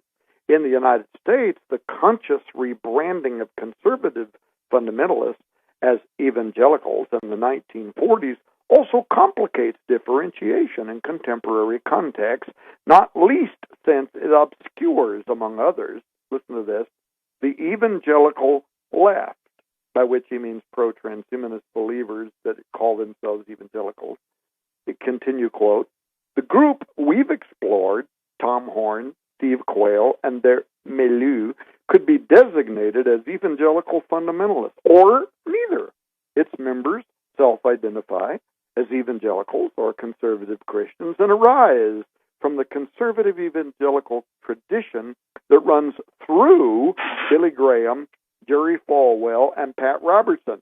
Let me stop here for a moment. Note, he picks the three evangelicals that he imagines has the most negative labels historically, to try to lump me and you in with them. Me and you've never been involved with any of the above, but he tries to lump it all together. Let me continue this short quote and then I'll quit. Their emphasis, back to Tom Horn, Steve Quayle, their emphasis on spiritual warfare, however, derives from Pentecostalism, specifically from the neo-charismatic third wave of the 1980s. Furthermore, despite claims to ideological purity and the primacy of biblical authority, these members draw heavily from pagan mythologies. Let me end quote here for a moment. He doesn't take time to elaborate. He just gives this broad mischaracterization that we're basing all this on pagan mythologies. Continue quote, Illuminist conspiracies and ufology and ancient alien hypothesis, and then in parentheses he says this, Horn, Putnam, and Quayle. This group is thus difficult to classify, and this article uses evangelical mainly as a way of locating in the United States cultural context with which it is most consciously aligned, end quote. And then he mentions the members of the milieu. He talks about, Steve, the church that you and I are pastoring, so we might as well mention who he mentions here. Here's the leaders of the milieu, Thomas and Nita Horn. Poor Nita, little pony girl, right, using therapy ponies, but all of a sudden she's part of the milieu. Steve Quayle, Chuck Misler, Michael Bennett, Gary Stearman, Sharon and Derek Gilbert, Douglas Hamp, Chris Putnam, who of course is now deceased, Michael Lake, John McTurnan. Michael Lake, by the way, is also speaking at the conference. John McTurnan, Noah Hutchings, who's also now deceased, Donna Howell, really? Give me a break. Donna Howell, Larry Spargimino of Southwest Radio Church, Douglas Krieger, Douglas Woodward, Paul McGuire, Fred DeRuvo, which I personally haven't heard from in a decade, Carl Tykrup, Gary Bates, Russ Dizdar, Michael Hoggard, Terry James, Terry Cook, and Frederick Meekins, among others. So now you know who makes up the mysterious conspirators, the milieu, the resistance organization under Tom Horn and Steve Quayle, that are evidently the enemies of the transhumanist revolution, and I think the rebirth of the Watchers technology that seeks to bring back the days of Noah. Well, I feel that he's done a really good case in spelling it out. I pray that the Lord takes him by his own words. We may have a milieu, that just means a family or the cadre of people, but he's got the meow, meow, meow, and he may have a PhD piled higher and deeper, but I'll tell you what, he needs to cut through the BS, the Bravo Sierra. He needs to quit swallowing that which came off the fan. I'm not name-calling, but what I'm saying is this. Ladies and gentlemen, what you're going to see, and I think, Tom, no offense, he just made our case. People who stick to the Word of God, people who acknowledge Jesus as Lord and Savior. This is a classic hit piece of identify, vilify, nullify, destroy. Okay, I want to say that again. Identify, vilify, nullify, and destroy. It doesn't matter that some of the things he says. Hey, I could absolutely say, you know what? I agree with you. But since when does horse manure, and I'd like to use it in more blunt than that, qualify as good scholarship? What he has is an opinionated piece. He has no argument. See, what he's doing is he's going to the classic mode of attacking the messenger, but he can't even deal with, for instance, Bill Joyce, why the future doesn't need us anymore. And if you go on Drudge any day, and I'm just using that because it's the biggest website of this kind in the world, I mean, Ridley Scott, aliens exist and will come for us. The preoccupation with aliens is the same thing that the Vatican, what you and Chris wrote about. So while he can, take us on as what is it again he calls us? I love it. I want someone to make a T-shirt. No. The transhumanist resistance? Yeah, I mean he refers to us as the resistance, and again, people that would like a copy. I had to buy it. It was published in the peer-reviewed academic journal of Religion and Science. Coming from London, he is a professor that teaches at the University of London. And as a matter of fact, I emailed him. I tried to get in contact with him. So far, he's not returned my email. Hopefully, he or somebody that... Meow, meow, meow. Those are my sound effects. Yeah.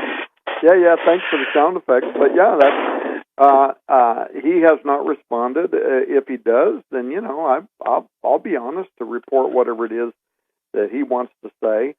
There's people that are not in that end list at the end of his article that he also mentions. Rabbi Jonathan Cahn. He tried to take everybody who is maybe a leading voice right now in the prophecy circle. The people that are talking about world events and trying to put them into perspective, and tried to castigate them in whatever way that he could. And of course, the Center for Advanced Study in Religion and Science, that's like a mother organization over the Journal of Religion and Science, and they're very associated with the University of London. And the research that I did, I found out that this is like the number one. It's the number one organization in the world with the largest reach. So these people have full-on decided that they're going to take me and you to task, Steve, and they're going to do the best they can to try to stereotype us as on the fringe and to whatever, to try to get people not to listen to us or to perceive us as too much on the fringe, too radicalized, whatever the milieu.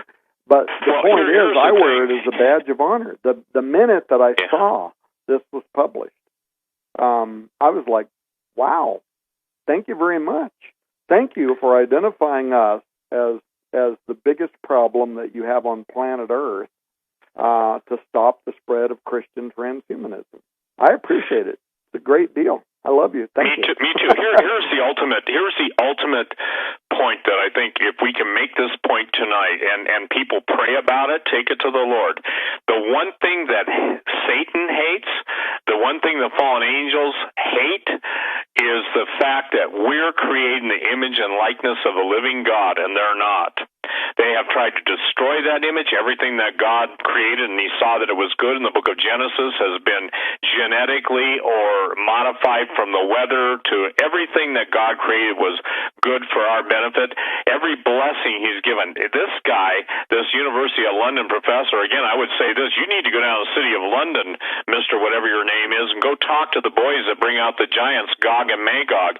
And, sir, while you're at it, you need to learn the legends of the British Isles, and you need to go look up Boudica, and you need to deal with all of your history. You need to go and look at the giant chalk figures.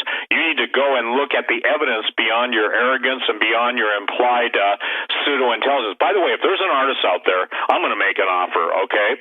If there's an artist, and you're a skilled artist, you know, some of you who have ever done graphic novels, if you want to come up with a really cool design for the transhumanist resistance or takeoffs of it, you know, I'll give you $500. And I mean that, because I would like them, what we'll do is we'll give it to Doug and let, you know, I'll pay for the design, Doug, and then people can have T-shirts. I'll wear it. I am the resistance to transhumanism, you know. And by the way, I love it, man. I love it. I love serious. that we have just been named the resistance. Yeah, so here's the thing. You know, when I start writing about, and look, I'm only saying this because it's the middle of Drudge Tonight, Rise of the Sex Machines. I remember talking about that in Genetic Armageddon 15 years ago, $15,000 robot companion. What they're doing is the very thing I quote all the time, except the days be short and there be no flesh left alive. They are absolutely emasculating the American male. They're providing him with the, robotic release he needs. Same thing for women, and everything is dehumanizing. So that guy can basically choke on his own vomit, that is my opinion, and does, because all he's doing is regurgitating, I would say, an inherent arrogance that he knows better than us, and that, you know, the thing is, Tom, you wrote Blood on the Altar. Ladies and gentlemen, if there was ever a prophetic book written that needs to be gotten from all of you, you need to get it from Skywatch. Is it on your shopping cart? Yeah, I mean, it is, and it's been amazing because that book, we did do a Hagman show on it at the time, Blood on the Altar, but it is amazing how prophetic that book has been and how much is being fulfilled today. We are loving it, Tom. I want to tell people, we have not even scratched the surface of what's in Unearthing the Lost World of the Cloudeaters book, in the upcoming documentary film. I mean, there's so much stuff. The macaw, the scarlet macaw, the birds that were brought from Mesoamerica, an influence of the Aztec and the Maya that came down through the Anasazi trade routes in the earliest part of American history. People birds were important, has to do with their association with being able to communicate with the unseen realm. The macaw, because they can talk, these are exotic birds that can speak, like parrots, right? They were perceived by these early cultures as being almost like what we would call a familiar, you know, like the witches would use a black cat, a familiar, or they would transform into a black cat and provide this bridge between the other world. There's an entire section in our book that provides information around why they were using the birds, the macaw, and their feathers and their dance rituals, how they wound up here in the United States. They are what we today call the United States, early America. They tried to actually raise and breed them here, and it didn't work because they can't survive in the desert Midwest here. But they were doing this because they saw them as intermediaries between this reality and another reality. And this goes back to the book of Enoch and how it says they sinned against the animals. They began modifying the animals. Did they do something? Did they create animals that have the ability of language to communicate with another reality? It sounds strange, right? But the more and more hey Tom, I can't resist. No, it doesn't sound strange because you just read to me a literal proof that dumbasses can speak. Well, but also that animals can see into the spirit realm. This is a biblical precept. Yes. Balaam's donkey, right? Yep, that's what I'm referring to. That some animals can see into the spirit realm. Well, the pagans, though, they believed that the macaw and their ability to speak And they were using languages to communicate with an unseen realm in a way that today nobody does. Animals that can repeat sounds, languages, they don't think nothing about it, right? But that was not true in the ancient world. We uncover stuff like that. We uncover references in Ezekiel 13 of the magic bed of Babylon and Og. Thus saith the Lord God, woe to the women that create the kasetot, the magic bands. These were the copper armbands, Steve, that you were talking about earlier today, that can bind the giants or that can allow for the release of the giants up from the underworld. People don't know that this is actually it's in the Bible. It's in the book of Ezekiel. So we break all of that down. The hags, the ghosts, and the kivas in early American belief, the gateway to another dimension. Anyway, I know we're out of time. But the whole point is we didn't even get started tonight on the level of information that is covered.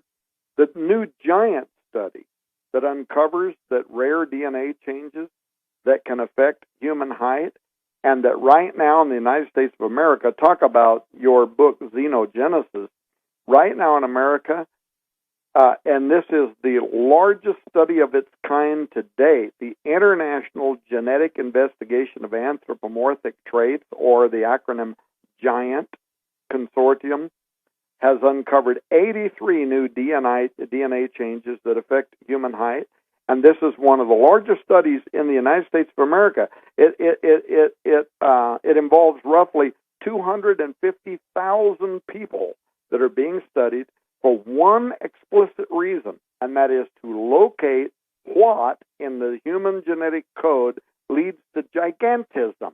Now, why in the world would they be all that concerned about finding this genetic code that leads to gigantism?